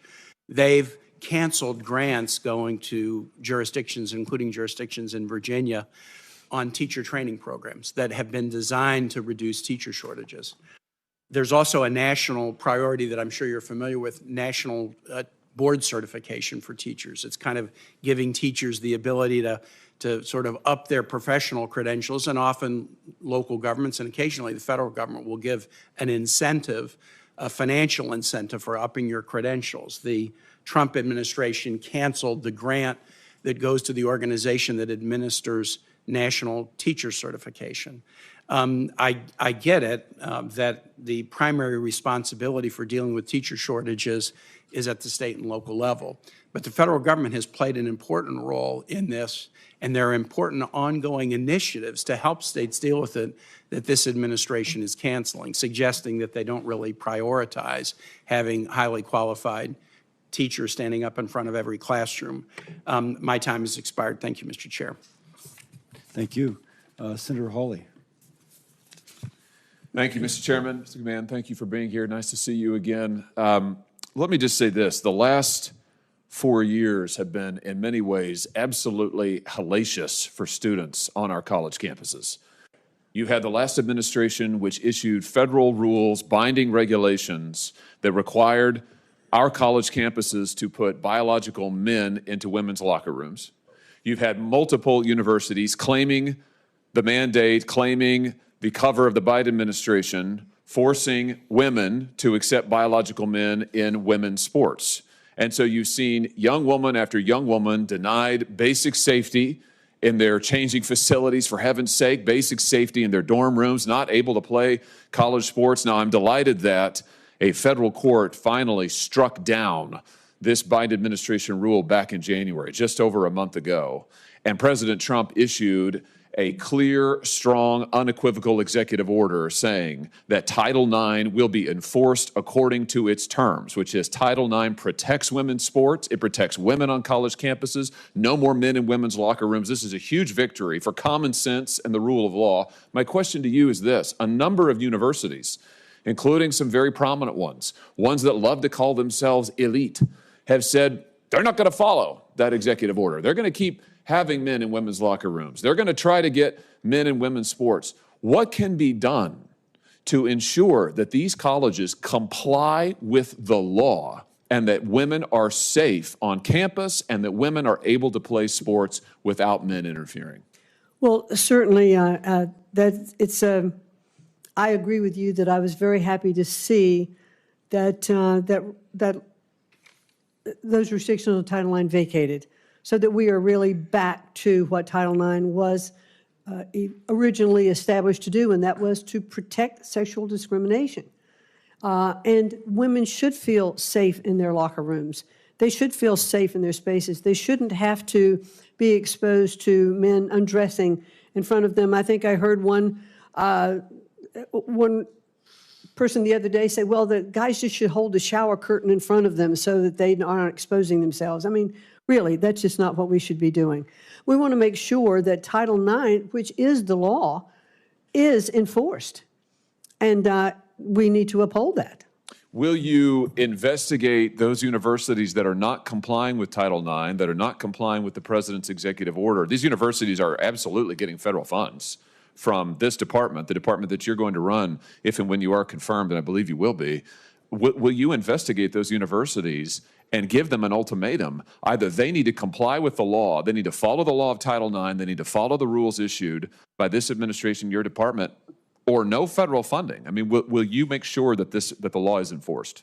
Yes, we will make sure the law is enforced. Very good. Let me ask you about...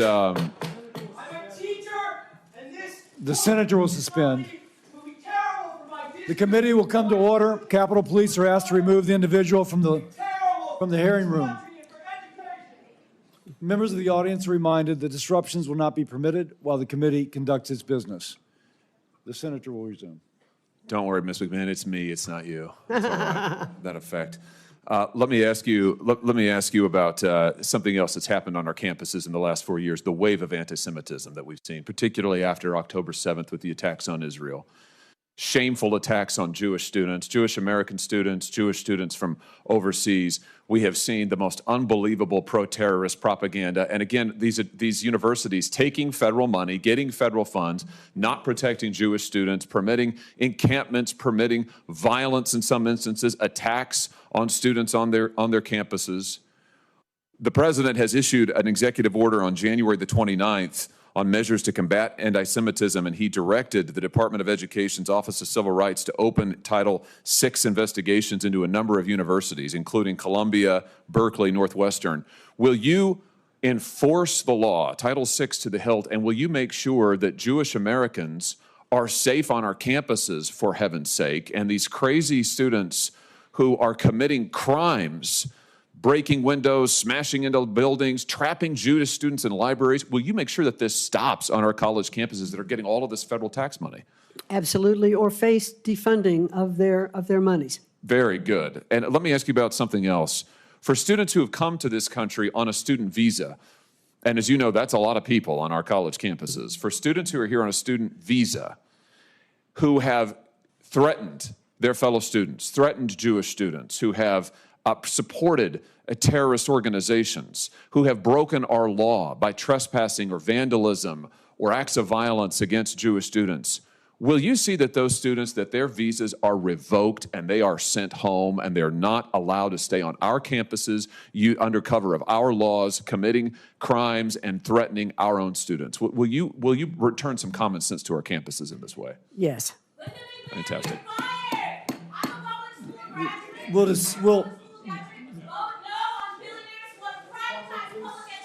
Capitol Police are asked to remove the individual from the hearing room.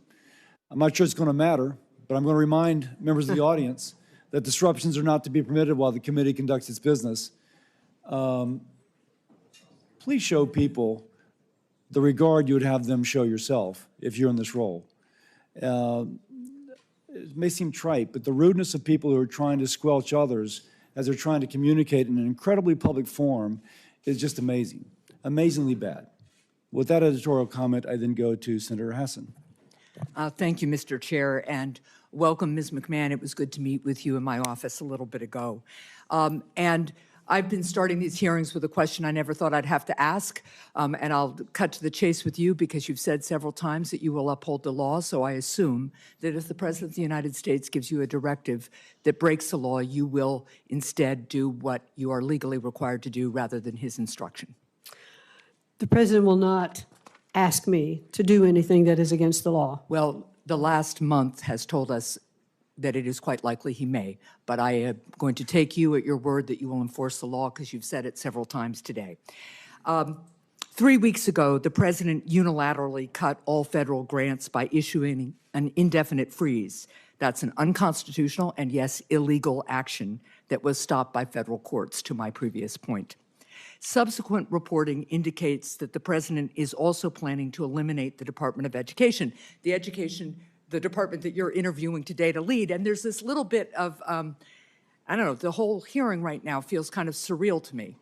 It's almost like we're being subjected to a very elegant gaslighting here, because Senator Hawley just asked you, and you talked about the need to enforce protections for Jewish students on college campuses, but the very department where the enforcement would take place is the Department of Education, and he wants to eliminate it, and you say you will work with him to do that. Similarly, you've talked about the importance of apprenticeships and other kinds of career and technical education, really important. There's bipartisan support for that here. The Republicans are in charge. We have bipartisan bill after bipartisan bill. We could go right forward with it, but there's this discussion as if we haven't made any progress on that, and there's somehow a partisan divide about that. So I'd encourage you to look into that. But I want to talk a little bit about why the Department of Education is so important. It plays a critical role in making sure that students, regardless of their zip code, race, gender, disability, or family circumstance, have access to a quality public education. It was established because Congress recognized that the country has a compelling interest in ensuring that all of our kids become self-sufficient members of our workforce and our civil society. New Hampshire schools rely on federal funding of about $2,000 per student to provide that public education. What would you say to parents in my state who are concerned about the president's attempt to cut all federal funding to New Hampshire and to eliminate the Department of Education? Are you telling parents that their children should lose access to special education services, for example, or lose access to trained teachers or school nurses? Well, thank you, Senator, very much. Let me just object to one point, and that is that, the residents in the state of New Hampshire should not be concerned that federal funding is going to be removed from their schools. How they get that federal funding may change. My time is limited. What department do you suggest would then administer that funding? Which funding? The special education funding. Special education, I think it could very well go back to HHS, where it started. All right, so I just want to be clear, you're going to put special education in the hands of Robert F. Kennedy Jr.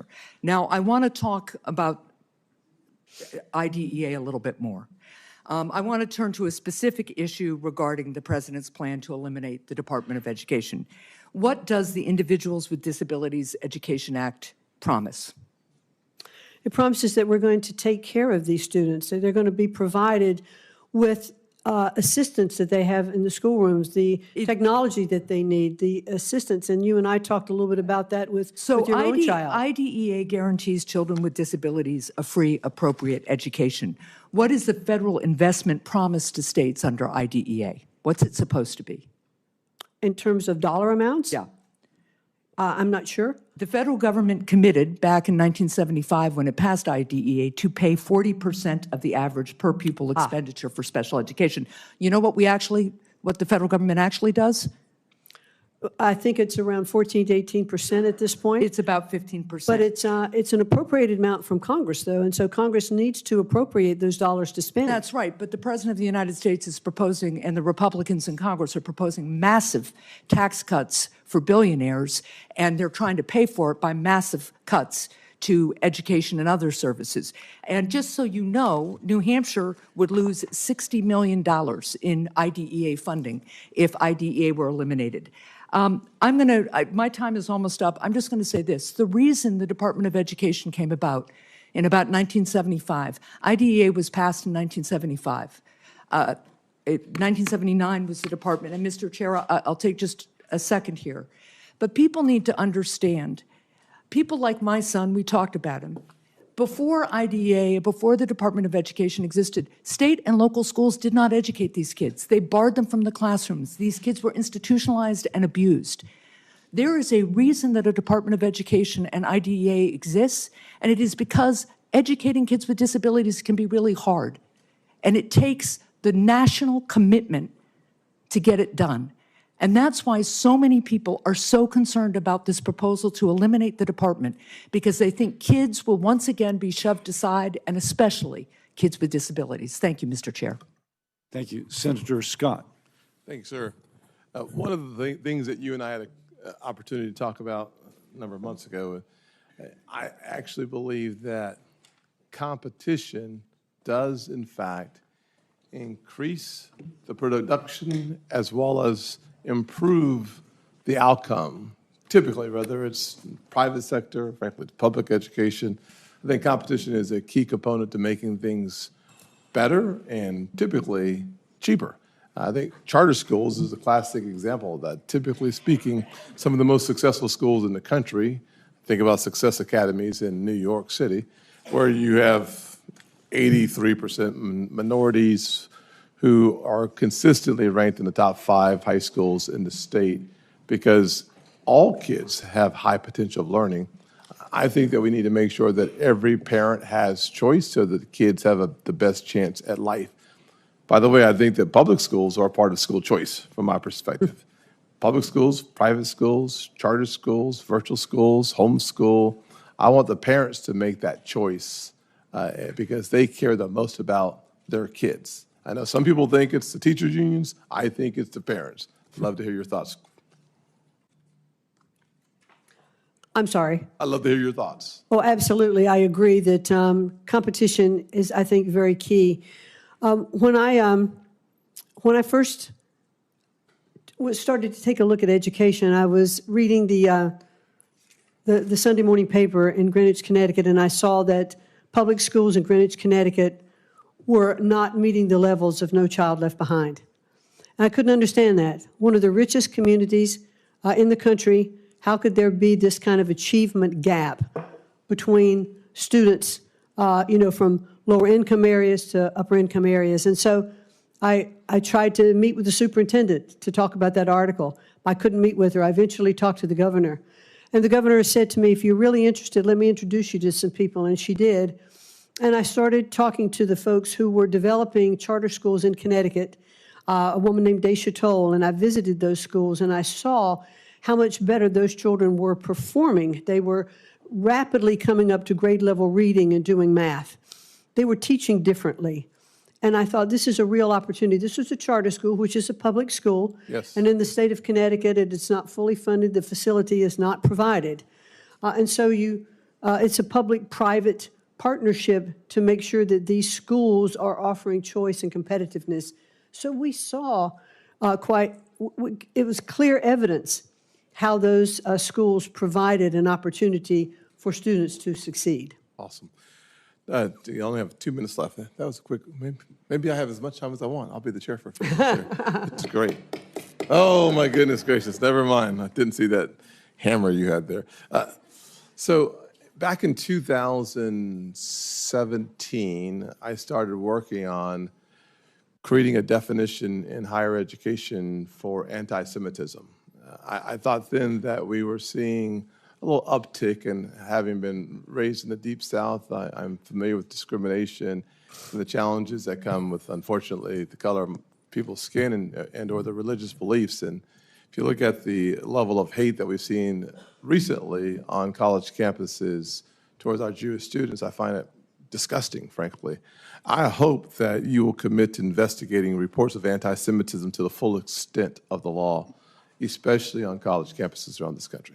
Yes, absolutely. There should be no discrimination of any form, but, I fully believe that there should be First Amendment protection for discourse and for freedom of speech. But when you become involved in activities that are actually endangering the students that are on campus, then that is not what should happen.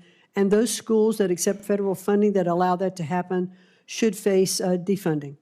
Thank you. And my last question, I know that many of us on my side of the aisle think that DEI is about power more than it is about anything else. I think diversity actually is very healthy for our country. It is the backbone and the strength of our country. I think diversity, equity, and inclusion is a political movement that has very little to do with the advancement of people based on the merit, based on what they have to offer, and more to do with about gaining power and political position. President Trump and I worked a lot on HBCUs, historically black colleges and universities. He was able to take that funding to the highest level in the history of the country. He was the first president and the only president to make that funding permanent. There's no doubt that our country still struggles with the issue of race, but one of the shining examples of a merit-based system that helps those who do not have see the perspective that the American dream is for them. I hope that you will commit to continuing the efforts of President Trump on supporting historically black colleges and universities. Yes, as a matter of fact, I met with the president of Howard University a week ago, and we sat and talked through a lot of the different programs that are offered there.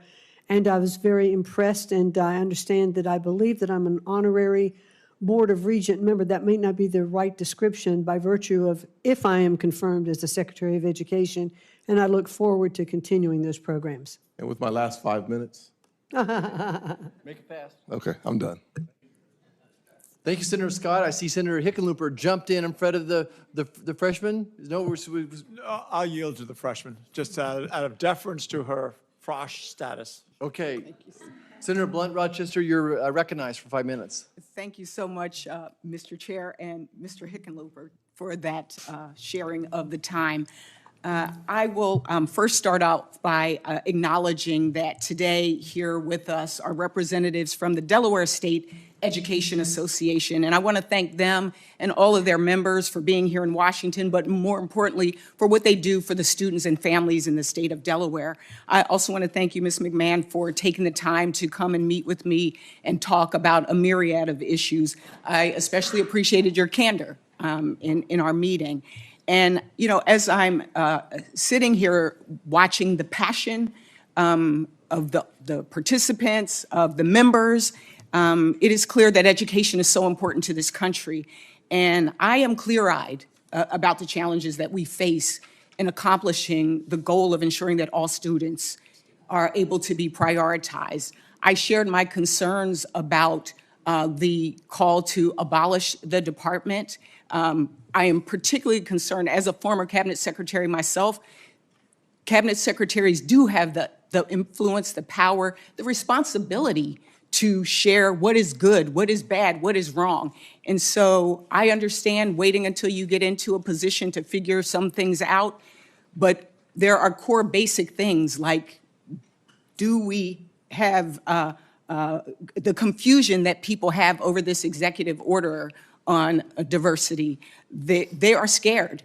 The fact that school kids are afraid to come to school, maybe because of their status, we're hearing all kinds of stories, and that's why this hearing is so important. That's why this position is so important. And I'm just a little confused because part of the reason why it was created was because in HEW, children were buried into these big departments.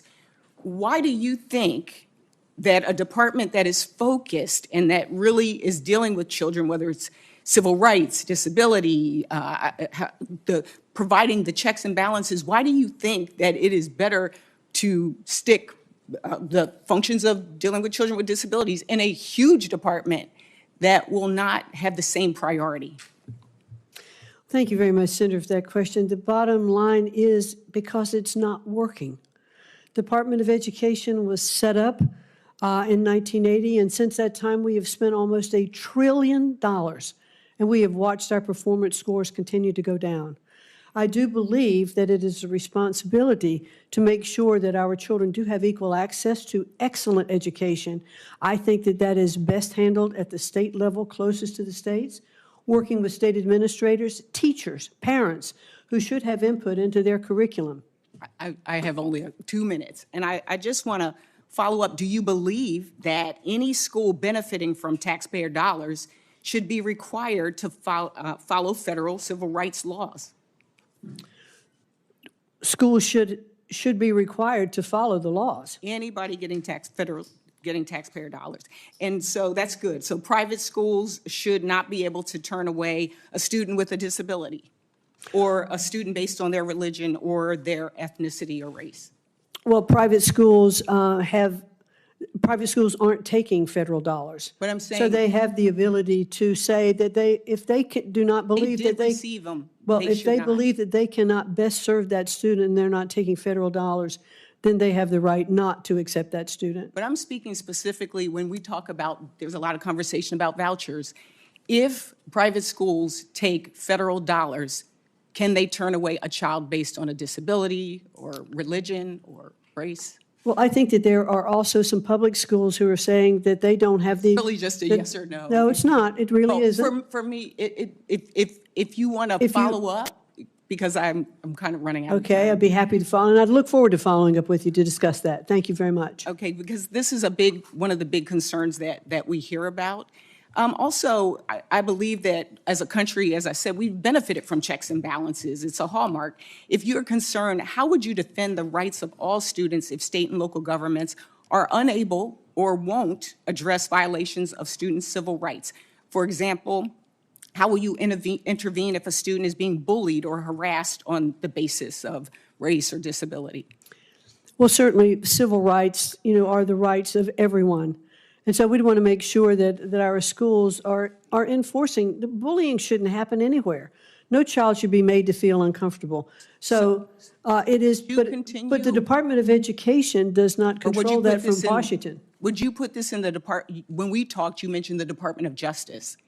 Would you move this to the Department of Justice? Well, one of the things that we talked about, as I said this morning, that I think there may be more appropriate places that maybe the Department OCR that is currently in the Department of Education is better served in the Department of Justice, where they have civil rights attorneys as well. But I don't know those things yet. If I'm confirmed, I look forward to getting in and really digesting and understanding where all of these particular aspects need to fit to best serve our students. That's the goal. It's to protect our students. I look forward to following up.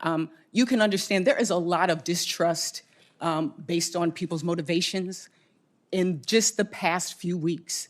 I think that's why you're seeing all of what you've seen in this audience today in terms of participation of the folks here. This is important. Our students are important, as you know. And so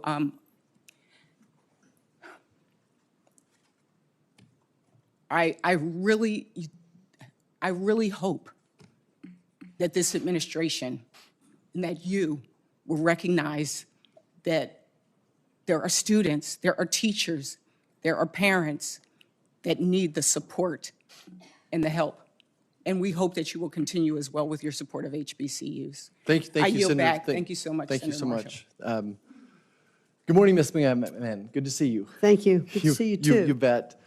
Ms. McMahon, when I speak to youth, I typically talk about the three pillars of my life: faith, family, and education.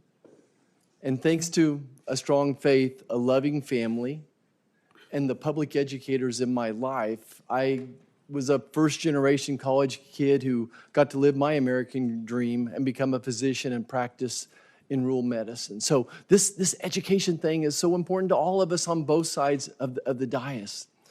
I raised 4 kids in public schools. And unfortunately, I've seen the deterioration of the education system. And again, we have the most incredible teachers and coaches back home, and I'm grateful for all of them. But I think we'd all agree we're going the wrong direction. Just really big picture, what would be your top priorities? How do we change the ship's direction? Well, certainly the president has given a very clear directive that he would like to look in totality at the Department of Education and believes that the bureaucracy of it should be closed, that we should return education to our states, that the best education is that closest to the kids, and that we should work with our local schools, with our superintendents, with our parents, to make sure that the education that our students are getting are the ones that is best for them. It's not one-size-fits-all education policy throughout the country. Governors have taken great strides in implementing school choice, making sure that schools have the funding that they need. And we've seen public education in those states actually improve. There have been studies to show that. And so I'm very hopeful that we will get back to the basics of education so that our children can read when they leave 3rd grade, and that 8th grade students can do math and read at proficiency. Today, only one third of high school students graduating can read proficiently. That means 2/3 can't. We are failing our students, our Department of Education, and what we are doing today is not working, and we need to change it. Thank you. Ms. McMahon, should biological boys, be allowed to compete against girls in sports?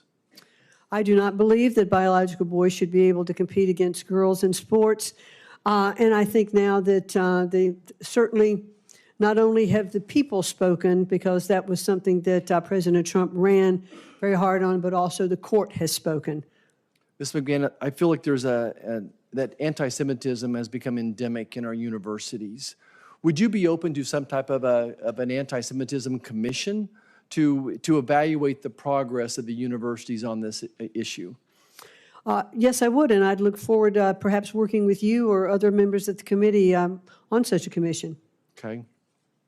Let's talk about workforce Pell Grants for a second. I mean, we can't keep doing what we're doing. The average starting salary for graduates from our community colleges and technical colleges back home is higher than our four-year universities, and their debt is close to zero, if not zero as well. What would you speak to what do you feel about more flexibility of Pell Grants? Well, I certainly would like to see workforce Pell Grants, and it goes through various stages of getting passed, but I definitely think that workforce Pell Grants are something that could stimulate our economy, provide opportunity for those who want to participate in skilled-based learning, to have the opportunity if we'd have short-term certificates of Pell Grants that would get those students into the workplace faster if they want to be electricians, HVAC developers. And apprenticeships as well? And apprenticeships and internships, all of that. Well. In fact, in the first Trump administration, I was part of, with SBA and working with the Department of Labor, of making sure that there were more apprenticeship programs across the country, because those are very, very vital to the growth of not only our economy, but our businesses in general. Thank you, Ms. McMahon. I appreciate your answers and look forward to supporting you. Again, education is so important to all of us. To live that American dream, we need a strong education system. I know you're committed to that as well. Thank you, Mr. Chairman, and I yield back. Senator Hickenlooper. Thank you, Mr. Chair. And thank you, Ms. McMahon, for your public service and for coming back and going through all this again. I thought when you were talking to Senator Blunt Rochester, your comment that bullying shouldn't happen anywhere is true. Is absolutely true. It shouldn't happen in schools. It shouldn't happen in homes. It shouldn't happen in government. And I'm not going to go over. I agree on the things so much you've covered, anti-Semitism, and making sure that there's great clarity around that. I want to talk a little bit about history and the teaching of history. I used to talk about topophilia, which means love of place. And I believe it's a basic building block of economic development of people's affection for a place. And that affection comes largely through the teaching of the history of that part of your state or your county, however that gets broken down. But I think teaching every part of our history is important. Colorado, some of the worst parts of our history, Governor Ralph Carr, a Republican governor who's one of the few Western governors who, when we were putting large detention facilities together for Japanese Americans during at the beginning of World War II, he said not only we're not going to support that, but any Japanese Americans who want to come should come to live in Colorado and live freely. We had the Sand Creek Massacre, where Colorado volunteers slaughtered almost 200, mostly women and children. But I think you mentioned in your testimony that the importance of teaching true history, and I understand the emphasis on positive, but I want to make sure that we agree on the teaching of all of it, both positive and negatives, just because as an entrepreneur, you learn more from your mistakes than from what you do right. And I think making sure that we don't gloss over the troubling parts of our history that we're not letting that slip behind us. Well, clearly, I do agree that we should teach our history, the true history, the good, the bad, and the ugly, because we don't learn unless we recognize our mistakes. I will say that the Department of Education does not establish curriculum, but that is handled at the state level. But clearly, I am in favor of our history being taught exactly as it happened. Right. Well, I appreciate that. And it's funny that a lot of people don't. So it's good to get that on the record. We talked a little bit about apprenticeships and the importance of apprenticeships. I think the comment you made just that almost 2/3 of our kids when they graduate from high school cannot read proficiently is a disgrace that we should all not accept. And as I think as you recognize, it's not that we don't have good teachers. I think we have great teachers in every state. It's a very powerful statistic that in almost every survey, parents think that the school systems are broken except theirs. They think their school is pretty good. And I think that's a reflection of the quality of teachers we have. But this notion that everybody should go to college, I think is prevalent and persistent. You know, that you've talked about the importance of alternative career pathways. When you were in the office, we discussed this. You know, one of the major issues we hear on trying to push apprenticeships, not just to trades and not adult apprenticeships at 18, but 16, 17, 18-year-olds while they're in high school going and working a couple days a week at an insurance company, could be a law firm, anywhere, but learning what a job place looks like, coming back to school and learning things that might make them more successful there. One of the problems is that type of an apprenticeship, so many of the academic advisors are just focused on that four-year college track. And that's what the parents are kind of expecting. They may not even realize what apprenticeships are around there. What can you do as Secretary of Education to share with high schools all across America that these other alternative pathways are available? Well, certainly I've been on the record even when I ran for the Senate in the state of Connecticut. I ran twice and didn't win, but I always talked about how we needed skills in our country that we did not have the trades that we need to have today. But I also talked about how parents, I think, are encouraging their children only to go to college and not necessarily recognizing that there are other avenues that those children could pursue. I clearly was a parent who were pushing both my children to go to college, but I realize today that there are other opportunities for students to succeed and enter into a pathway that they will be successful in their lives. So I think apprenticeships, internships, working the public-private sector to make sure that we have our curriculum that is designed for the needs of the communities and business. I think that's incredibly important.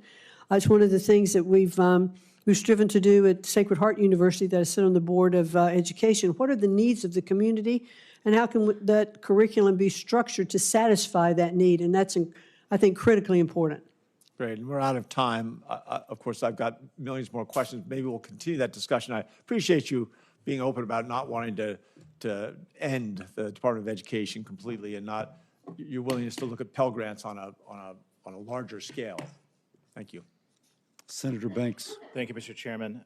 Just as a side note, I'm struck by the outburst of some of the protesters in the room, and a number of them have told us that they're teachers. Can you imagine them teaching, these people teaching our kids in classrooms across America, and they come here and act like children with outbursts and try to prevent us, in an attempt to prevent us from doing our job to move you forward, to do the important work that you have to do.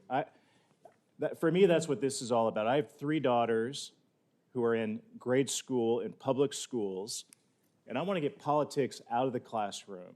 I want political flags and political statements and ideologies out of the classroom. I want teachers to teach our kids and prepare them for the jobs of the future. And I'm very intrigued with what President Trump is talking about in dismantling the federal Department of Education, because I served in the State House, and the Indiana State Constitution devotes a number of chapters to educating our kids. And the last time I checked, the federal Constitution doesn't say a single thing about education, because our founders in their wisdom recognized that that is a role of the state. And Ms. McMahon, I know we've talked about this before, but this is about an attitude of empowering teachers and schools and moms and dads to give our kids the best chance that they can possibly have. And I know that you agree with this, but when I ask anyway, can't the state of Indiana do a whole lot better of a job of spending dollars on education rather than bureaucrats in Washington, D.C.? I certainly believe that to be true, Senator, yes, and that is definitely what the President believes as well, that I'll be repetitive, that education is best handled closest to the child to understand what that child needs and what the community needs. And working with parents, parental rights are so important in educating our children, and I definitely believe that should be returned to the states. speaking of wasting money, the Biden Department of Education allocated over $1 billion in grants toward diversity, equity, and inclusion programs. And that included $4 million toward a, quote, culturally responsive computer science camp for high schoolers, $1 million to train elementary teachers in Iowa on, quote, equity-centered education, $38,000 for a one-day session with a, quote, equity consultant in Michigan, countless dollars toward race-based hiring, which is unconstitutional and unlawful, by the way. Will you commit to ending all racial discrimination in government programming at the Department of Education?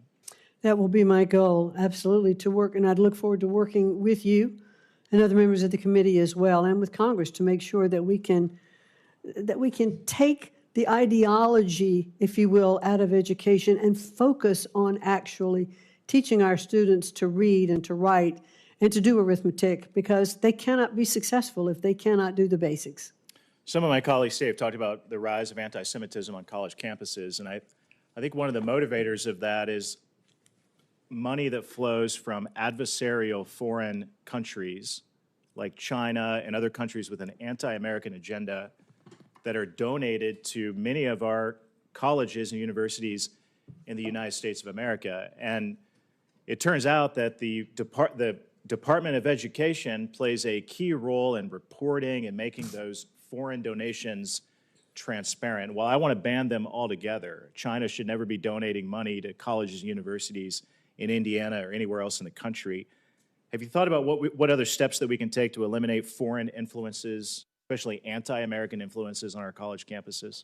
Well, I think what we've seen is the lack of transparency of where the money comes from, how much, and what it's used for when it gets to colleges. And I think there absolutely has to be more transparency in tracking that money. And I hope that I saw what President Trump did in his first term and the 4 years of tightening many of these donations and blocking them, making them transparent. And then I served on the Education Committee in the House for 8 years, so 4 years of President Trump, 4 years of President Biden. There was no attention paid to this under President Biden.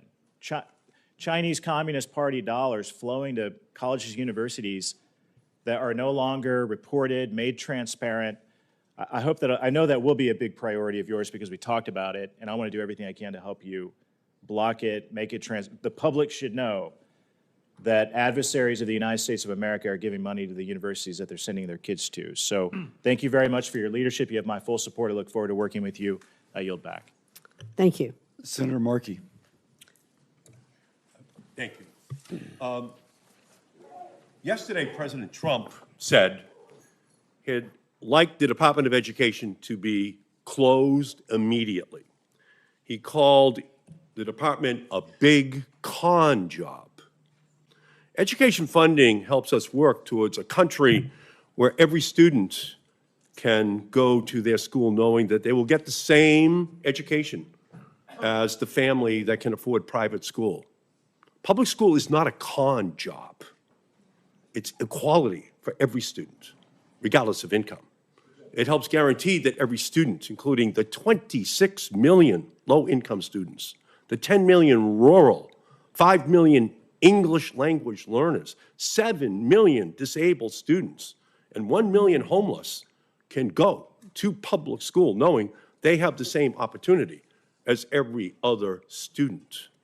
Trump's crusade to abolish the Department of Education and, quote, root out waste and fraud and corruption for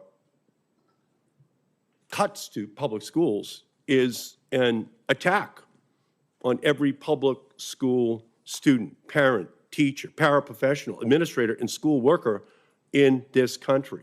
Waste, fraud, and corruption is code for cuts to public education for all of those students.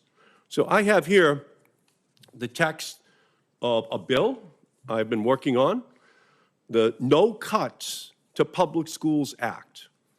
This bill would guarantee that federal funding to public schools could not be cut during the length of President Trump's administration. Mr. McMahon, can you commit today to not cutting funding for public schools in this country? Well, certainly what I'll commit to, sir, is that funding for schools is appropriated by Congress. And that funding should continue. Congress will continue to pass those laws. The Department of Education is not doing that. So will you support, will you oppose any cuts to public education? Yes or no? Well, the president is not saying that we should cut funding to public education. Yes, he is. He is Yes, simply he is. saying, well, I would disagree with you there. Elon Musk yesterday announced he would immediately cut $900 million from the Department of Education. And he stood right next to Trump and made that very clear. So the answer I'm looking for, by the way, is a yes. I will fight to make sure that public funding is not cut, because that announcement was just made, the $900 million cut, and we know that's just a down payment to gut the education of every public school student in America. And by the way, to find the billions of dollars that are going to be needed for the tax cuts for billionaires and millionaires in our country, they have to go to the Department of Education, they have to go to clean air and clean water, they have to go to Medicaid, they have to go to the Affordable Care Act, they have to go to all of the programs that they are calling waste, fraud, and corruption, but that's just another way of saying the programs that help the poor and the sick and the elderly, the disabled in our society. That's what we are talking about, because they want all of these programs gutted to find the funding for the tax breaks. So DOGE, as it's rumbling through the Department of Education right now, just stands for Department of Gutting Education. That's what they're doing. They're inside looking at it. $900 billion is the down payment. So, Ms. McMahon, can you commit today to fight so that not $1 from public schools goes towards paying for tax breaks for millionaires and billionaires? Well, that was certainly a broad view of what is going on right now today with trying to find waste, fraud, and abuse.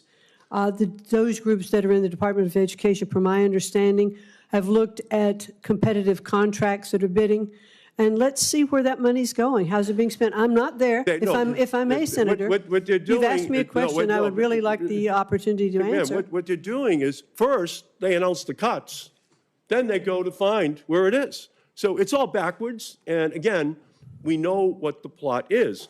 And ultimately, the answer I'm looking for is a yes, because if even $1 flows away from an educator or a student towards a billionaire tax break, that will be immoral in our country. Immoral. These kids deserve the funding which they are receiving. And Donald Trump and Elon Musk should be ashamed that they are working harder for billionaires than they are for working families, for these kids who need help. 90% of disabled of students go to public schools. 95% of students with disabilities go to public schools. And Trump and Musk want to take from those students to give to billionaires. That is immoral, it's wrong, it's unjust, and we're going to fight it every single step of the way. Thank you, Mr. Chairman. Thank you, Senator Markey. Senator Moody. Hello, it's so great to be with you. Thank you for joining us today. I'd like for you to have some time to answer some questions. Wouldn't that be unique? I'm wondering, one of my very first important questions is it harder to sit composed and calm and focused among a bunch of WWE wrestlers, or is it harder to sit in this hearing with people popping up and yelling at you all the time? I can stay pretty composed and focused in either environment. As you know, the United States Department of Education provides more than $120 billion in grants, and much of that flows through to our public university systems. And the Higher Education Act makes a condition for higher education to receive a single dollar of that money, that higher education institution has to be accredited. Now, that's not by the Department of Education. That they have delegated that to a private entities of persons that aren't accountable to voters, aren't accountable to the president, and they decide who's accredited, which institution actually is eligible to get all that money. In Florida, we have had the experience that our post-secondary institutional accreditor, the Southern Association of Colleges and Schools Commission on Colleges, also known as SACS, has decided that it will threaten that accreditation, meaning threaten our federal funding, if we even suggest that maybe a former policy leader, lawmaker, conservative might go into leadership in a university. Or one of my dear friends, Senator Scott, former Governor Scott, had suggested that he was going to go on campus and speak about hazing. Seems pretty expected. As a parent, I would want that. And our accreditation was threatened. Even in North Carolina, when they wanted to institute a policy focused on, or excuse me, a program focused on ideological diversity, their accreditation was threatened. As Attorney General of Florida, I sued. I think there's a constitutional problem with the Department of Education delegating that authority to a private organization who dictates whether someone can get federal funding and tries to insert their own preferences and policies down into the education policies of a state and force it on our educational institutions. So I wanted to talk to you a little bit about that today. I don't think it's just frustrated Florida. I think, yes, we were one of the first states to stand up and fight and go to court and try and stop that. But a lot of the themes that you're hearing, especially with some of the nominees, are we're trying to stop unelected bureaucrats or unelected people in these private organizations that have been either getting a lot of authority or a lot of federal money pushing policies into the states, and we don't think that's right. So I wanted to talk to you. Do you think that's right? No, I don't think that's right. And if you're confirmed, which I expect that you will be, and I hope that you are, I'm very impressed not only with your some of your educational participation in your own state, but your managerial experience. I think we need that right now. But will you commit to me that you will look into some of the regulations and guidance documents that relate to higher education institutions being able to change their accreditors? Yes, definitely, and I'd look forward to working with you on that. And there's been a lot of issues raised about these 5 to 7 accreditors that are the ones that are deciding these fates today, and I think that needs to have a broad overview and review. It may be that we have to look at the accreditation process, and as Congress, you might need to amend the Higher Education Act to make them more accountable. But I do believe, and we're still in litigation, I say we, I'm trying to change hats now as Senator Moody, but Florida is still in litigation about this issue because I do think it's a constitutional problem for an agency to delegate that kind of authority over to a private organization. And I think a lot of that delegation is really where you're seeing states getting frustrated, people getting frustrated, because in these agencies and in these private organizations, you're seeing an ideological agenda, a policy-driven agenda, and people that are willing to implement it, whether they have the authority or not. And I believe that is where you're seeing so much frustration and why you saw such an overwhelming expectation that this president change things. And I think you're going to help him do that. And I, for one, am looking forward to that. Thank you, Chairman. Thank you very much. Thank you, Senator Moody. Now it is Senator Kim's turn. Yeah, thank you, Chairman. Thank you for coming before us. I guess I just wanted to jump in. I've heard a couple times you mentioned that you believe that Congress would need to be involved if there is an effort to abolish the Department of Education. That's right? Correct. Do you know if President Trump shares that sentiment? I've heard President Trump recently, over the last couple of weeks, in conjunction with his fervor to shut down the bureaucracy of the Department of Education, he has also stated that he will work with Congress to make that happen. Do you know if Elon Musk, have you had any conversations with him about the Department of Education? I have not. His team? Why I raise this is that, I just came from another hearing that was talking about foreign assistance, talking about USAID. USAID is another element of our federal government that was codified by Congress, and we see an effort there to dismantle it. Not fully abolish it, but dismantle it basically down to about 600 people. Gut everything, put it under the State Department. So I guess I wanted to just ask you, if something like that was proposed by the Trump administration for the Department of Education, does that have to come to Congress? Certainly, there are departments that I believe that are in the Department of Education by statute, and those have to be looked at. And what, Could they be moved? what elements of the Department of Education are those that are protected by statute? I believe IDEA is, I think Title I is, and I'd like to discuss that, look into it and discuss it more fully with you. But for those that are not codified by statute, you're saying those are ones that the executive branch can do as they please? Well, I think that I would like to look into that more. Why I kind of mentioned this as well is that, just in the first couple of weeks here, we had a lot of conversation about the surge of anti-Semitism, our strong support, and making sure we're protecting students from that type of harassment, from that type of intimidation. Absolutely something we need to stand against in terms of anti-Semitism. But I guess I was alarmed because what we ended up seeing is that multiple attorneys and other staff members of the department's Office of Civil Rights have been placed on administrative leave with no notice, no explanation. And some of them were in the process of investigating cases directly related to anti-Semitic harassment. So I guess I wanted to just ask you, is that something you would support? Do you think that that's the right actions that we should be taking at this time that we see such a surge in anti-Semitism? Well, Senator Kim, I know it's not a great comfort for me to say this morning that I am not yet confirmed and have not yet been in the department. I don't know about all the administrative people that have been put on leave. I want to look into that. I want to understand it. I want to assess the department.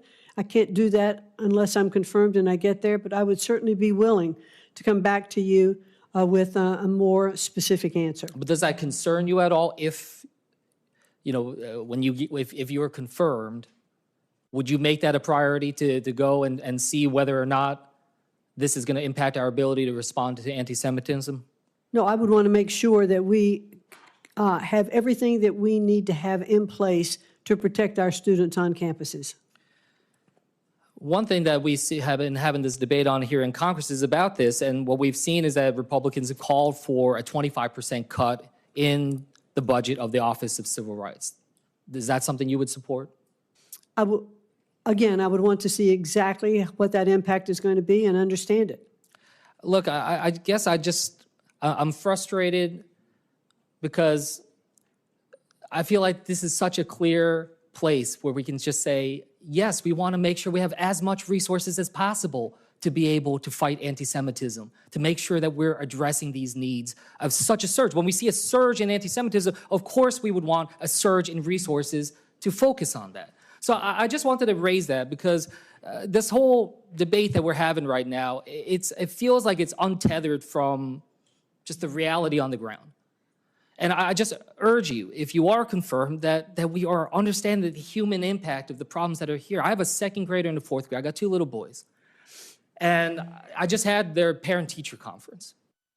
And yes, we talked through the performance of my kids, the data that NAEP and others are used, the Institute for Education Sciences. Now we're seeing $900 million cuts to that coming out from Elon Musk and his team. But I just raised this is the reason why teachers are concerned right now is not about their own salaries and their own careers. When they talk to me, they talk about the kids. They talk about the kids. That's I find that to be so powerful when these teachers, they're saying, look, I'm not asking about my own career. I'm asking about the kids. So just as you proceed, just remember that. Parents are very scared right now. Now yield back. Thank you, Senator Kim. Senator also Brooks. Thank you so much, Mr. Chairman. I'd like to just begin my remarks. Hello, thank you so much, Ms. McMahon, for being here today. And I'd like to just begin, follow up with what my colleague said and address what I regard as very disparaging comments. I'd just like to say first by one of my colleagues regarding the educators who have come here today. And in the same vein as Senator Kim, the educators who are here, my colleague referred to them as these people, and said, who would want to be taught by these people, the passionate educators who have come here today, not on behalf of themselves, they're here on behalf of our children. And I want to address how shameful it was to say who would want to be taught by them. They are exactly the kind of people who we want teaching our children. The question I have for you today, I know your parents were civil servants, and so you recognize the importance that they bring to their work, the care and concern that they bring to their work. And I have been very concerned regarding the treatment of many of our civil servants, those especially in the Department of Education. You may know that last night a number of them were laid off with 15 minutes to have their computers turned off, access to it, just treated really horribly. So the question I have for you, because one of my constituents on a town hall I hosted last night with 17,000 Marylanders said that they are working in a culture of fear at the department, and that civil servants at the department don't know who will be fired next, have little guidance, and feel like they can't do their jobs, and they care very much about the work they're doing. So how will you address the culture of fear in an environment where civil servants, both Democrats and Republicans, who are working there are feeling undervalued and attacked by this administration? Well, thank you very much for that question, Senator. And it's always difficult to downsize. It's always difficult to restructure and reorganize in any department. I have faced that, in the business world, because you know that you do impact people's lives.